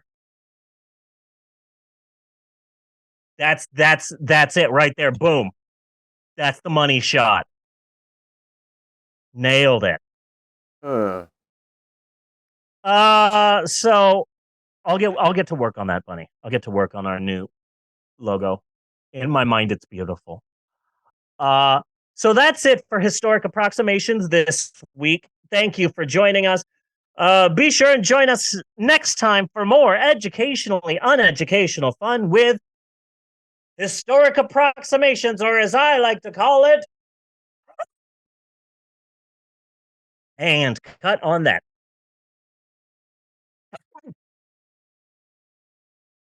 Yes. We're going to take a short break, and then we're going to go into part 3 of the podcast, where we're talking about this week's movie, Brian and Charles, bizarre British comedy about a robot named Charles Petrescu. I love this movie so much, but we're going to take a break, intermission. There's going to be cartoons and some videos, maybe a song, maybe me as a guy, but I'm okay with that. And we will be right. Do you think we should take a break, Bunny? Do you think we should? We need to take a break. Yes. Or there is going to be an accident on this here couch. Okay. We will be right back with more of the Pope on Film after this. Wink. Do do do do do do do do do and break.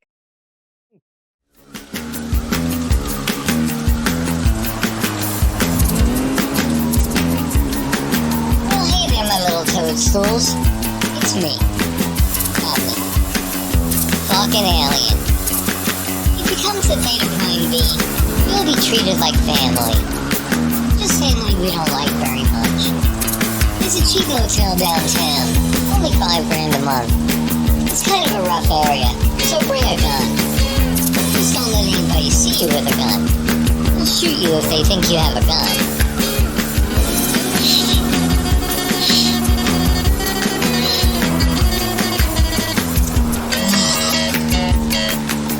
And let me be straight with you. No judgment here. But if you find yourself in the mood for a hooker, do yourself a favor and stick to your robotic guns. I mean, we're all crudded up to one degree or another. Oh, keep in mind, 1 in 5 people here are raving fucking lunatics. So don't talk to anyone. Don't ask anyone for the time. Don't mention the weather. And for the love of God, don't make eye contact with anyone. gonna want to bring your own food. Eating here is kind of like Russian roulette. Some places claim to be government inspected, but with a failing government, what does that mean? And second thought, maybe don't come here. Instead, how about you watch these videos from Undead Cow Studios and the Pope on Film. Croissant. Croissant. Croissant. Croissant. Croissant. Croissant.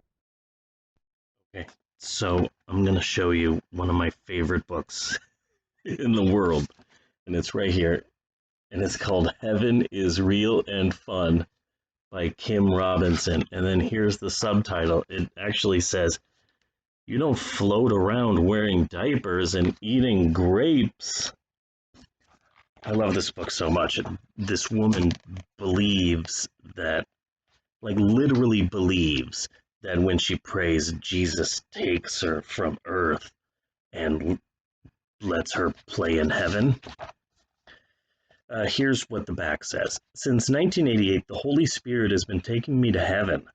Jesus would show me various fun places and allowed me to do fun things.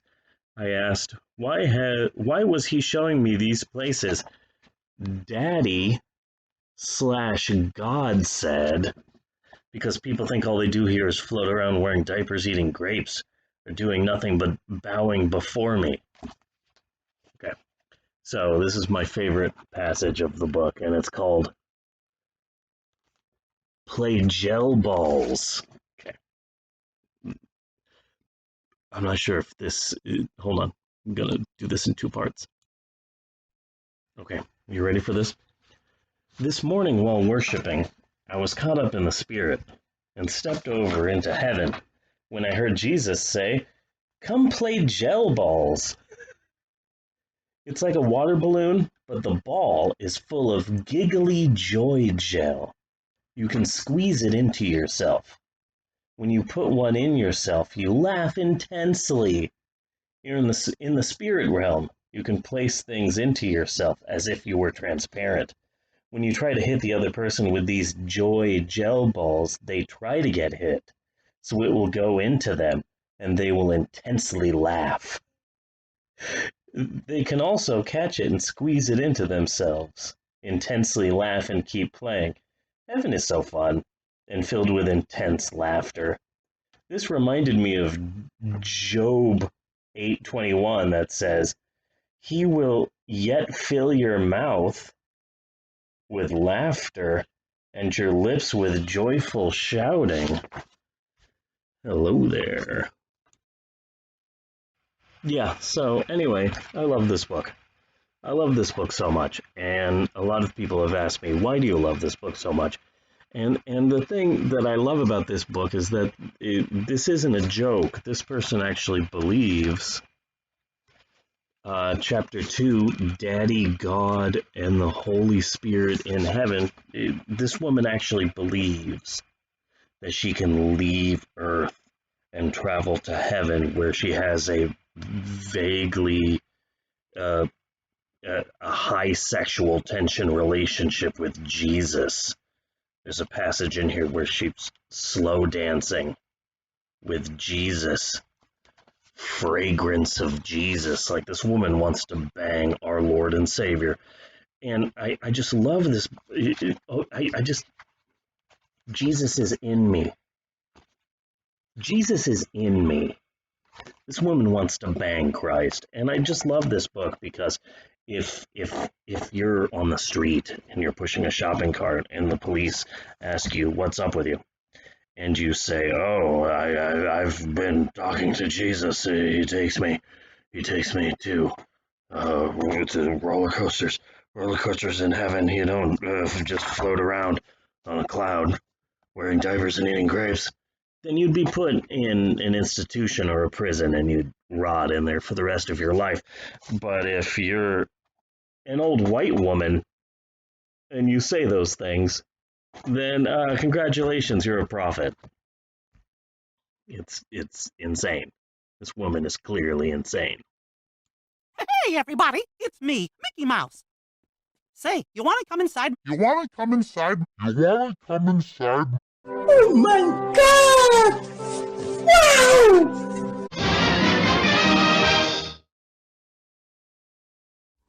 Want to see a real weasel? Elon fucking Musk. The trust fund baby born with a silver spoon in his mouth who considers himself a self-made man thinks he's too good to pay taxes. Yeah, this 2-bit Tony Stark who cosplays as a working class hero had the balls to say, if they come for my money, they'll be coming for yours next. Like we haven't been getting fisted by this government's infinity gauntlet for the last 4 decades. Bitch, don't dare pretend to be one of us if you can't even pay your taxes. But then again, we wouldn't name our kids this. Whatever the fuck this is. Christ's sakes.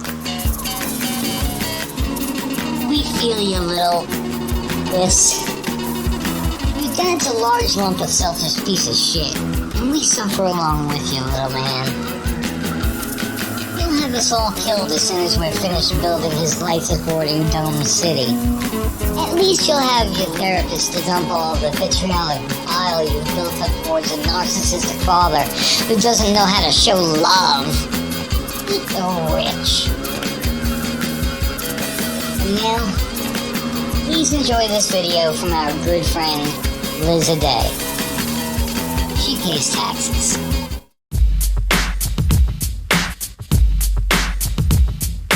Hi, my name is Broadway. Hi, my name is Lisa. Hi, my name is Broadway. Hi, my name is Chicago. Hi, my name is Broadway. Hi, my name is Hi, my name is Hi. Hello.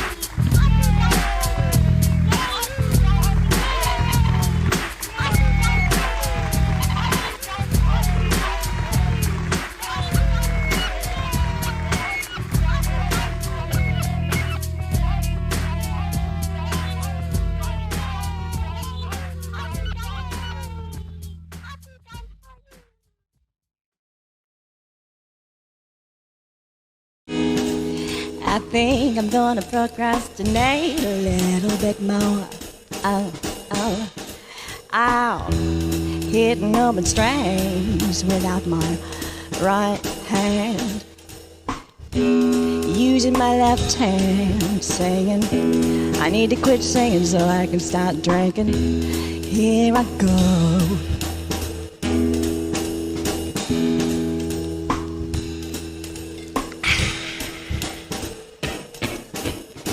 Dark in the city, night is a wild. Steam in the subway, the world is on fire. Do do do do do do do do do do do do do. Woman, you want me, give me a sign. Catch my breathing even closer behind. Do do do do do do do do do do do do. In touch with the ground, I'm on a hunt down after you. I smell like a sound, I'm lost in a crowd, and I'm hungry like a wolf. Cross the line, a discordant rhyme. I'm on a hunt down after you. My mouth is alive with juices and wine, and I'm hungry like a wolf. Ow.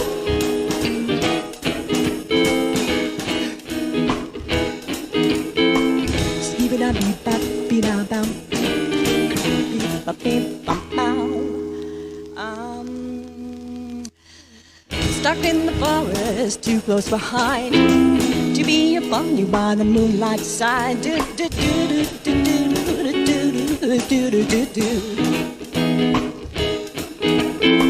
Have a drum made on your skin so tight. You feel my heat, I'm just a moment behind. Do do do do do do do do do do. In touch with the ground, I'm on a hunt down after you. I smell like a sign, I'm lost and I'm found, and I'm hungry like the wolf. I straddle the line, a discordant rhyme, howling and whining after you. My mouth is alive, I'm running inside, and I'm hungry like the wolf. Hungry like the wolf, hungry like the wolf.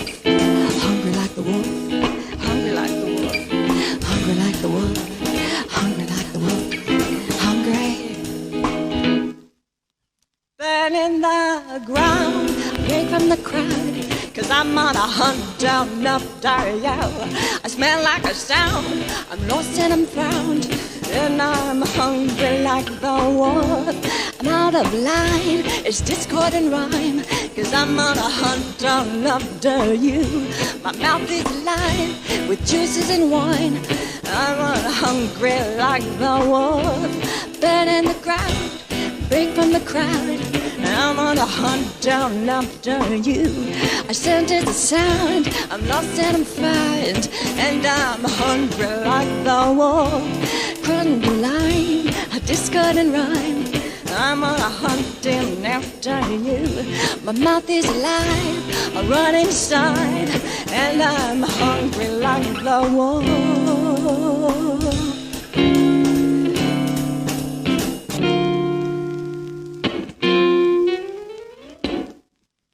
Oh no, I bust a sweat doing that song. That deserves a drink, don't mind if I do. So until next week, this is so wrong. Who got a problem with me? Bum, bum. No, no, no, no.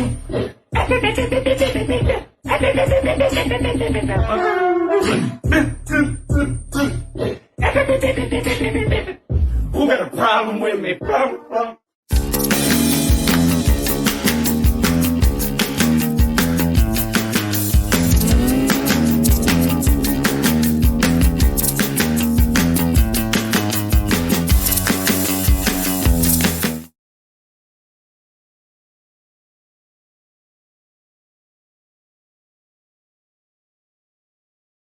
Charles. You built my body. I built his body.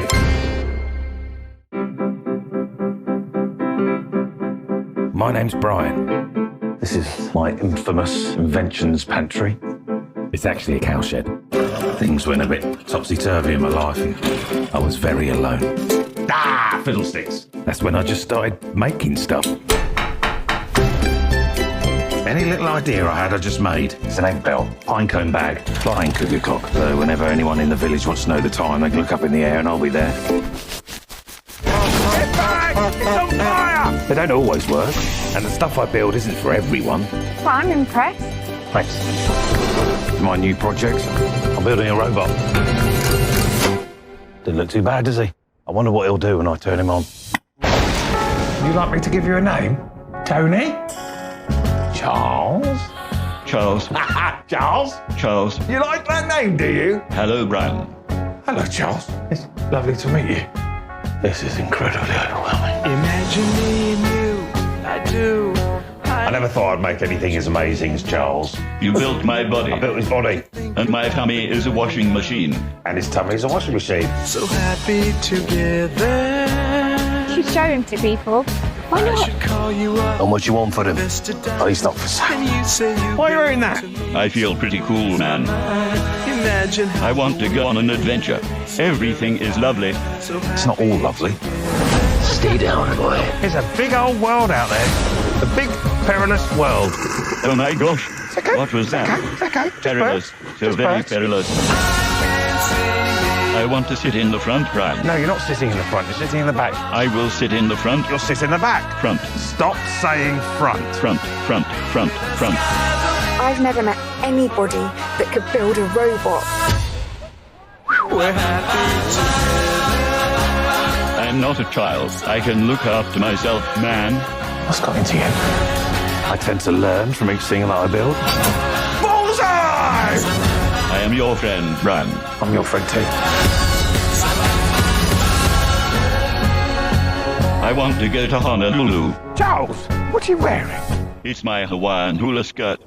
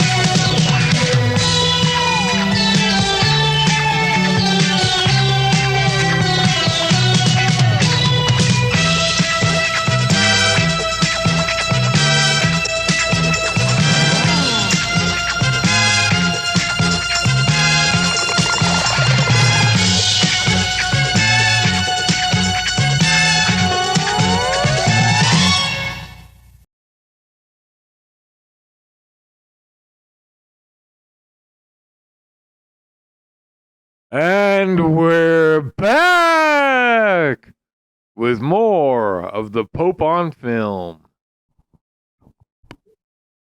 It's time, Bunny! It is time. It is time. God, it is time. Yes, Bunny, my friend, it is time once again for all of us here at the Pope on Film podcast to sashay our way into the third and final part of our painfully long podcast. But this week it was worth it because Ngagi is crazy. And it is said third part wherein we finally and eventually get around to discussing our newly released 4K restored director's cut, now with all new scenes and bonus features, movie of the week. And this week we take a look at the utterly delightful 2022 British comedy Brian and Charles. Charles Petrescu. Bunny, I love this film. I absolutely love it. It's in my top 10 for the year. I love it, and I absolutely know why. Let me tell you why. 2020. 2016. There's an election, and the worst person gets fewer votes, but this is America, so they became president. Yes. And so we're fighting this corruption, and the fact that he has done so many crimes and hasn't been arrested should tell everyone, especially me, that police, crimes, jail, laws, they're just for people without money. Yes. Oh, yes. Because if laws were an actual thing that applied to everyone, including the ultra rich, then Trump would have been put away forever ago. Yeah. So we're fighting this president. We're absolutely fighting corruption and fighting the government, and there's no laws. And then a deadly pandemic happens, and people are dying left and right. And we had the absolute worst president for that. Yes. Remember, oh, it's going to go away. It's a miracle. Remember, I am the chosen one. It's going to go away. We have to stop testing. We keep getting new cases because we're testing. So we're finding them. So we have to stop testing, and then there won't be no more new cases.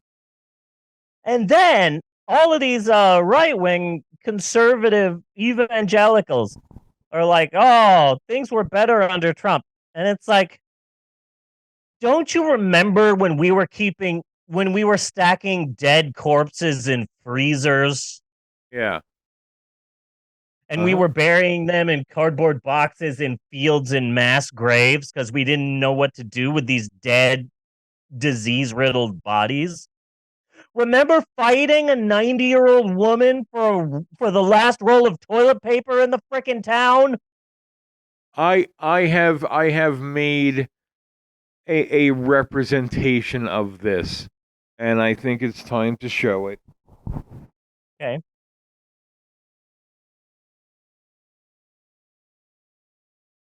Are you pulling something up on the screen right now? Okay, I asked because number one, I'm high. Number two, I'm really high. And number three, you get to watch this, I believe, as it's happening, but I have to watch it on the stream on the actual twitch.tv. So there's a lag. There's a delay. And so I guess I'm just going to have to say all of the lines to Ed Wood's Plan 9 from Outer Space until this thing pops up on the screen.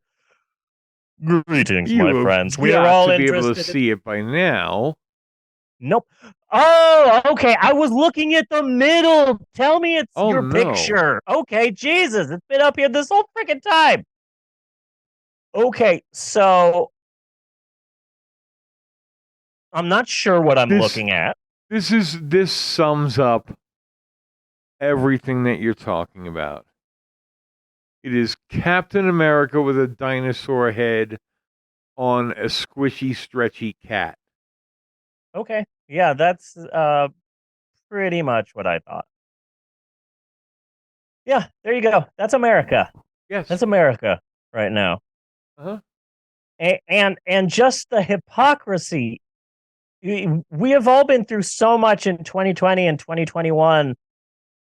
We have been through it. People have died. And and now we're dealing with all this stuff, and the far right is like, how dare Biden allow this one Chinese spy balloon to float lazily over parts of the country? We need to prosecute him. We need to put him in front of a firing squad. This is the worst thing in the world. And then news comes out that there were 3 Chinese spy balloons during the Trump administration, and he kept them all hidden. But it doesn't matter that it happened 3 times under Trump. What matters is that it happened once under Biden, and Democrats are held to like the highest of standards. Meanwhile, you can just be a former reality TV show and alleged rapist and become president for Republicans. Yes.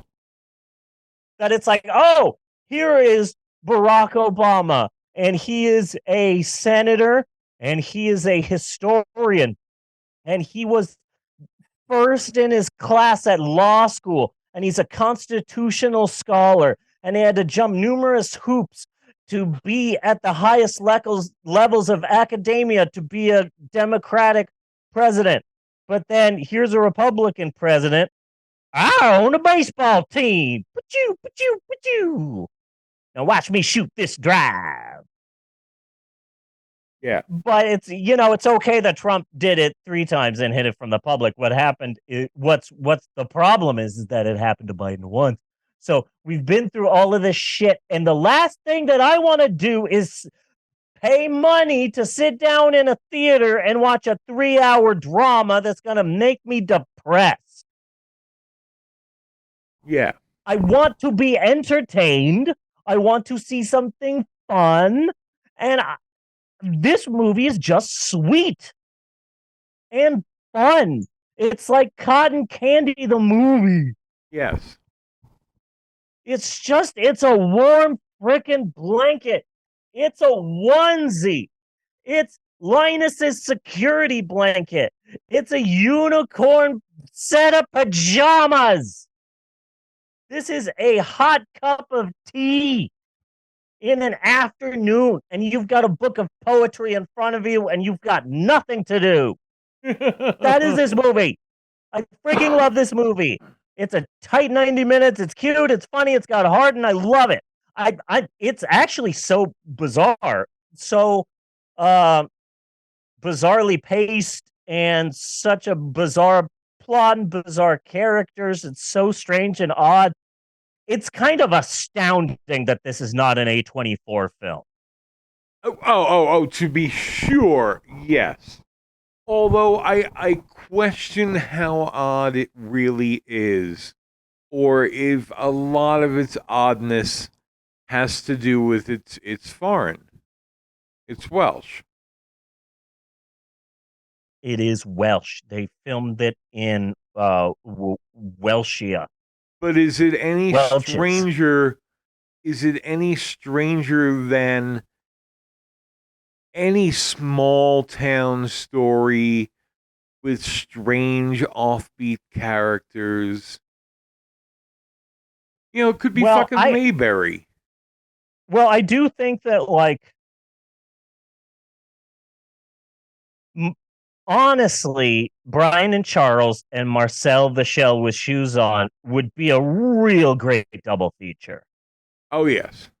Because they're just two quirky, fun, family-friendly comedies that Although we went directly from this to a movie I recently got but had never seen, Ruben and Ed, and that also made a good double feature. Nice. Ruben and Ed. Is it about the making of the sandwich? No, it is Crispin Glover and Howard Hessman.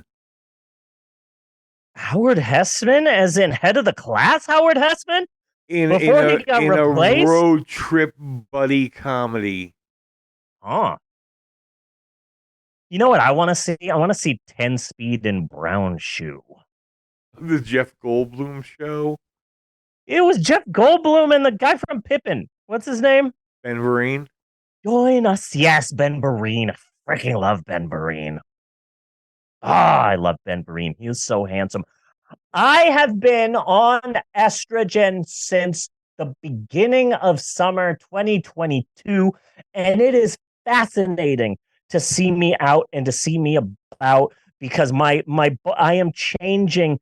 I'm finding out who I am, and my emotions are changing. My mind is changing. I have a trans son, and literally, every molecule within our body is changing. And so I was out and about doing a delivery. I have a delivery job. And I am, I'm like Fry, Philip J. Fry. There you go. I'm doing a delivery, and I'm delivering it. And as I get out of my car, a car pulls in, and it's the guy who owns the house. And he gets out of the car, and he said, "Hey, you got my order there. Can I help you with the stuff out of the car, ma'am?" And I say, "Sure." He is like 6'5" black man with a chiseled jaw and huge muscles, and he had a tattooed sleeve. And for the first time in my life, I just went, Hello, nurse.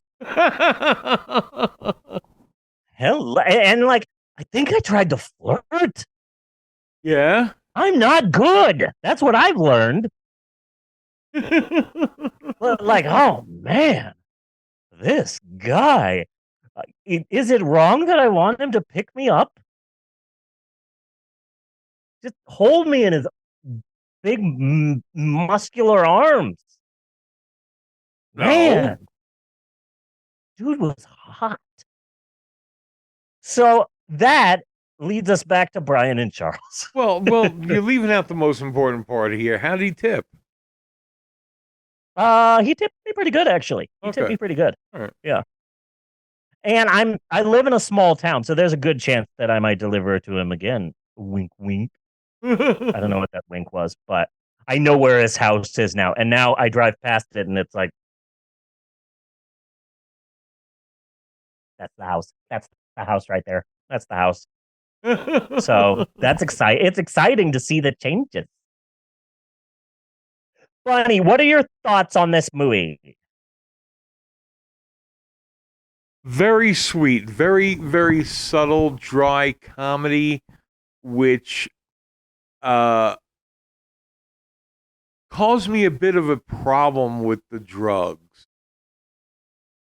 Because when I started watching this movie, I was hyper focused and I was getting all of the weird little jokes or the weird little things that happened. Like there was this one part where I think he basically just finished building Charles and he was showing him off. And for a second, the way he was in the shot, the cameraman didn't know who the fuck to focus on him or focus on the robot in the back. And like, you got deep. You could see the indecision in the goddamn focusing. And it made me laugh. Wow. So you were just blasted on your mind. You were looking at the fine print. And there was a lot of little shit like that, just subtle little shit throughout the whole thing that was just hysterical. And then the high itself started to change, and I wasn't picking up nearly as much on the drier humor. Yeah. But I knew it was still there. I just have to find it again. I like the little things. Like he's checking Charles because he's not working, and he pulls out a big glowing disco ball. Huh, the spleen works. I just love that. I just love the little things. What I find really interesting about this movie is why do we care so much? What makes us care? It's a box? Yeah. Yeah. It's a box with a humanish head on it that speaks without tone or emotion. But we feel for it when the asshole family takes it away. But I find it really interesting. Like, why? There doesn't seem to really be anything there. Yep. To make a connection with. Yeah. Yeah. But there is, because you feel for Charles. Is it just this puberty story that is like so ingrained on us because we all fucking had to live it? It does feel, it does give me a lot of parent vibes. So I have 5 kids, so I know what it's like to the doorbell rings. Shh, don't make a noise. But you can't tell a kid don't make a noise. Yeah. This movie. Oh, it was definitely a father and son movie. Yeah. Or a father and a genderless being. Yeah. I mean, because there's no reason to believe it's male. It was, again, it was emotionless, so there's no reason to believe it's either male or female. Yeah. And that's actually kind of a curious question now. I perceive a male. What do you think? I perceive a washing machine. Yeah. And I don't know how to check if a washing machine has a dick. Well, those are cute, clearly male legs.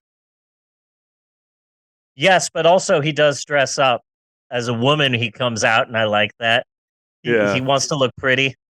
True. I think I look pretty cool. I love that. Well, that's what I mean. I mean, it's it's genderless. Yeah. What would you consider? But it's not. We put a personality on it, and we care and we feel for it. Yeah. Not a lot of people have seen Brian and Charles. What would you say is the plot of this film? And the conflict?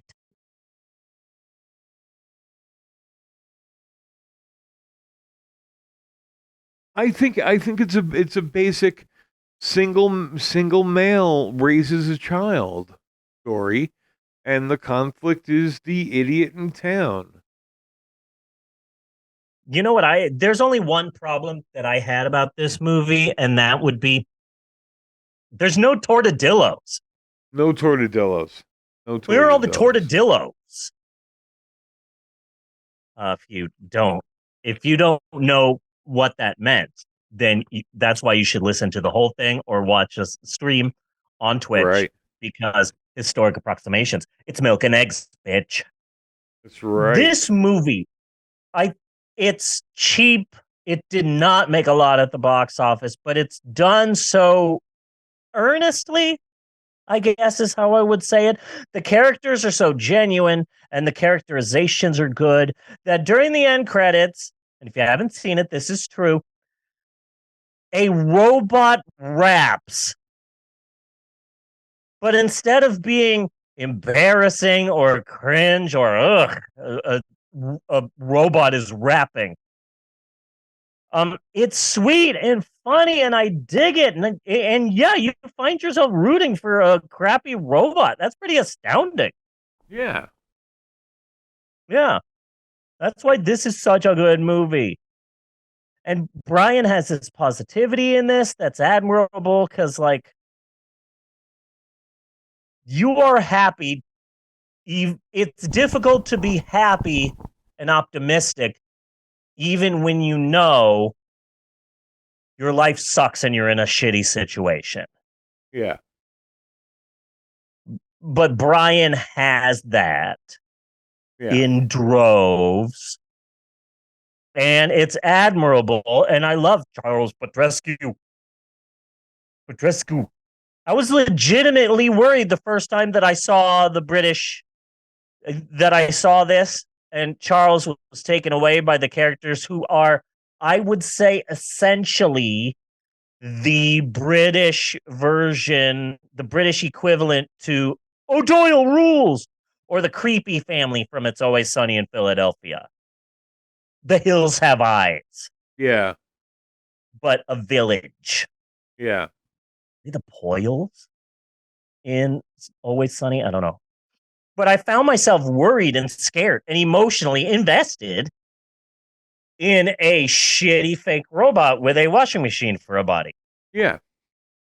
Yeah. It's a cute, adorable, fun film. Well, I really wonder if it's because, I mean, it's just the story of the growth of a child going through all the normal stages of childhood, and maybe that is where we're identifying. Maybe. Because we all know that story, and we all know it from a very, very emotional place. I'm getting the magic hour sunset happening right here, and I'm looking great. This square over here on this side, this is where all the hotness is happening. So every year, at the end of the year, I make a list of my 10 favorite movies of the year. Because in 2019, I started watching 3 movies a week, so I saw everything. So I started keeping a list of the movies that I like the most and changing it throughout the year. And I work really hard every year to make this list of my favorite movies of the year. And I loved Brian and Charles so much that I believe it got all the way to either number 2 or number 3. I watched it pretty early in the year, and then it got bumped around a little bit.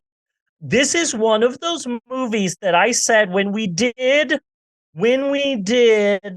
Everything Everywhere All at Once, I said that there were a handful of movies that could have easily been one of my favorite movies of the year if it hadn't been for Everything Everywhere All at Once and Jobu Tupaki. Yeah. Marcel the Shell with Shoes On would have been a top contender were it not for Marcel the Shell, were it not for Everything Everywhere. Glass Onion. They made a Weird Al Yankovic movie starring Harry Potter where Weird Al Yankovic kills a bunch of drug kingpins. Yes. That is amazing. Yes. And that would have been number 1, but freaking Jobu Tupaki came and just took it. And now there's a good chance it might win in the Oscars, dude. The Oscars this year are going to be my freaking Super Bowl. 10 Super Bowls. Can't wait. There's a good chance that freaking short round Data from Goonies might walk away with an Oscar for acting. I am so pumped up about that.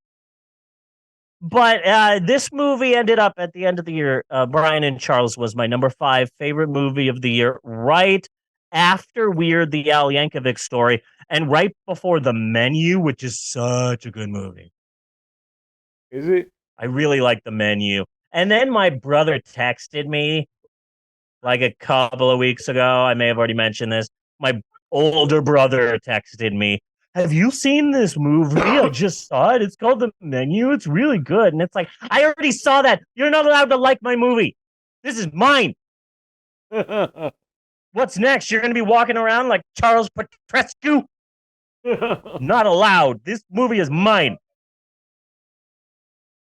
Okay. So here are some stats. This is a 2022 British film. It started off as a short film. Now, the guy who stars in Brian and Charles, Brian, that's he's a British actor and comedian named Chris Hayward. He pops up in a lot of Ricky Gervais stuff. Yeah. He was in Extras. He had a small part in that. He had a bigger part in Derek, which I never saw. There was a period in time where every time I went on Netflix, they're like, are you ready to see Derek? No, I'm not. Stop it. I'm not watching Derek. I don't know what this is, but I'm not watching it. I've also never watched Trailer Park Boys. It's another one. No. That they always try and get me to watch. It's like, no, not at all. You know what? Huh. Netflix is gonna lose our business. Good. Yeah. Netflix is going to lose our business. I heard that Netflix got bullied into reversing its decisions, that people Sonic the Hedgehog to them. They fucking better have. I saw that, I think, on Twitter right before. Yeah. And their stocks are gonna fucking tumble if they go with that. Because right now, Netflix only exists as a repository for Gilmore Girls, and I think you should leave. And Saturday Morning All-Star Hits. Considering that they continuously raise their prices. They keep raising their prices, yeah. All the time. And now I hear they're adding commercials. Yep. Like, what the fuck is that? And you're releasing shit weekly? So this is just TV. I'm not going to pay for TV. Fuck you, Netflix. Hey, remember... And you're not even going to let me share it? It's Video Killed the Radio Star. Remember when we said, hey, we need to get rid of cable? Streaming, you can have whatever you want. But now streaming is just TV. It is. Yeah. Streaming is just cable. Just TV, and I'm paying for it, and I'm not going to do that. Yeah. It's the same thing. Exact same thing. I have a good pirate. Right here. I don't know what you're talking about. So, Chris Hayward made a short film, and then a British director named 10-minute Jim warning, by Archer. the way. I'm not sure when that popped up, though. Oh, hey, look at that. Yeah, I just saw it. Okay, we're almost done. We're good. Then a British director named Jim Arthur, who directed a bunch of British films I've never heard of that are real Britishy. Don't you come round and round to Rero.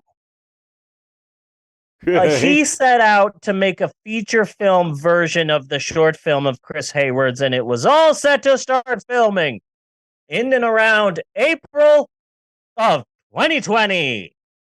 I foresee no problems. So, yeah, so the making of the movie got postponed, and the director was worried that his strange robot comedy would get canceled because, like, if there's a deadly pandemic, like, then your number one priority is not going to be, we got to make sure that the bad-looking robot with a washing machine for a body gets made. But it started filming at the end of 2020, so this was still pandemic-y times. It started filming in like October of 2020, so it was filmed in the thick of it. And boom, there you go. A lot of people don't even know this movie exists. It made a wee bit less than $1 million at the box office. Really? Worldwide. Yeah. I was considering driving like an hour and 15 minutes to go see it at a movie theater way off in downtown Oklahoma City, but I just didn't want to drive that far. Yeah. And so I waited until the exact second it was available as something that I could download legally. And I did. And great movie, wonderful movie. It's just so much fun. This wasn't a hit, but if you want to see a fun, light, quirky British comedy, just boom, Brian and Charles is adorable. It is freaking adorable. Yes, I agree. He was very adorable. Want to say anything? I love it. I loved it. I love this movie so much. Yeah. Okay. So if you think Brian and Charles is cute, just wait till next episode. So next week, it's actually 2 weeks from now, but next week, we were gonna do this made-for-TV post-apocalyptic drama that's supposed to actually be scary, and that many people, when it first came out, were scarred by it. But no, fuck that. I found an extremely low-budget, crappy 80s horror film, and it's one of those beautiful grindhouse films where, let me tell you the plot of the film. Oh wait, it is all in the title. I don't have to go into the minutia of Attack of the Killer Tomatoes. Okay. I don't have to go into the minutia of the Rhapsody Street Kids Believe in Santa Claus. No. It's all right there. Get ready for this. Next week, flesh-eating mothers. Flesh-eating mothers. Flesh-eating mothers. They're getting their children ready for dinner. You have my attention. Yeah. Thank you, Django. So what was the movie you were going to do? I don't know. It's called something like In the Year 2889 or something like that. I don't remember. I put it on our shared copy. Yeah, I downloaded but then, it. I've go ahead. Yeah, we were gonna do that, but when you find a movie called Flesh Eating Mothers, you gotta do Flesh Eating Mothers. You gotta do Flesh-eating mothers. Most sure. Okay, so let me tell you a bit about the plot of Flesh Eating Mothers. Okay, There's this one horny dude in the small all-American town, and he's banging all the slutty moms. But then a disease happens. All of the slutty chicks who banged this one dude at the bar become cannibals and start eating their children. Okay. I don't know who stars in it. I'm assuming Sir John Gielgud, Jack Nicholson, possibly Jesus Christ himself. Nice. And I don't know who wrote the script. I'm assuming it's based on a work of Shakespeare. I am thinking we would be extremely lucky if we got Linnea Quigley, but I strictly highly doubt it. I saw the trailer. There is no way they can afford that name. In 1988. I wouldn't be surprised if they filmed it directly to a VHS tape. I am so excited. Next episode, Flesh Eating Mothers. Oh, this is going to be fun. This is going to be fun. Even if it's bad, it's going to be fun. It's Flesh Eating Mothers. Yes. So excited to do this. So that's next week. But now that I'm looking back at this week, oh, wow. Okay. Charles Petrescu, Selig the Conqueror, in Goggy, for Pete's sake. King Kong's bastard stepfather. I'm the inventor of Peeps. Menacing Wild Turkeys, led by Kevin Sorbo. Yes. This has been pretty long. I see the time. Right down here, actually. Right down here. Hello. I see your time on Twitch. Robin, can you not be a whiny dog right now? You're ruining the podcast. Now that I'm looking back at this episode, I gotta say, this has been a pretty darn good episode of the podcast. This has been a damn good episode. Okay, good. With an award-winning hap. Thank you. I thought the same thing, but I feel like you're the person who makes that decision, not me, and I didn't want to step on any toes. But yes, I concur with your assessment, good sir. So until next week, I am Bunny Williams. And I am Mei Lin, and on behalf of who has been on the show with me today, on behalf of my wife, Natasha, and my kids, Mal, Eleanor, Maxwell, I just want to say thanks for listening, and we will see you next week, you godless heathens. And dishwashers and poopy tips. Thank you, Maxwell.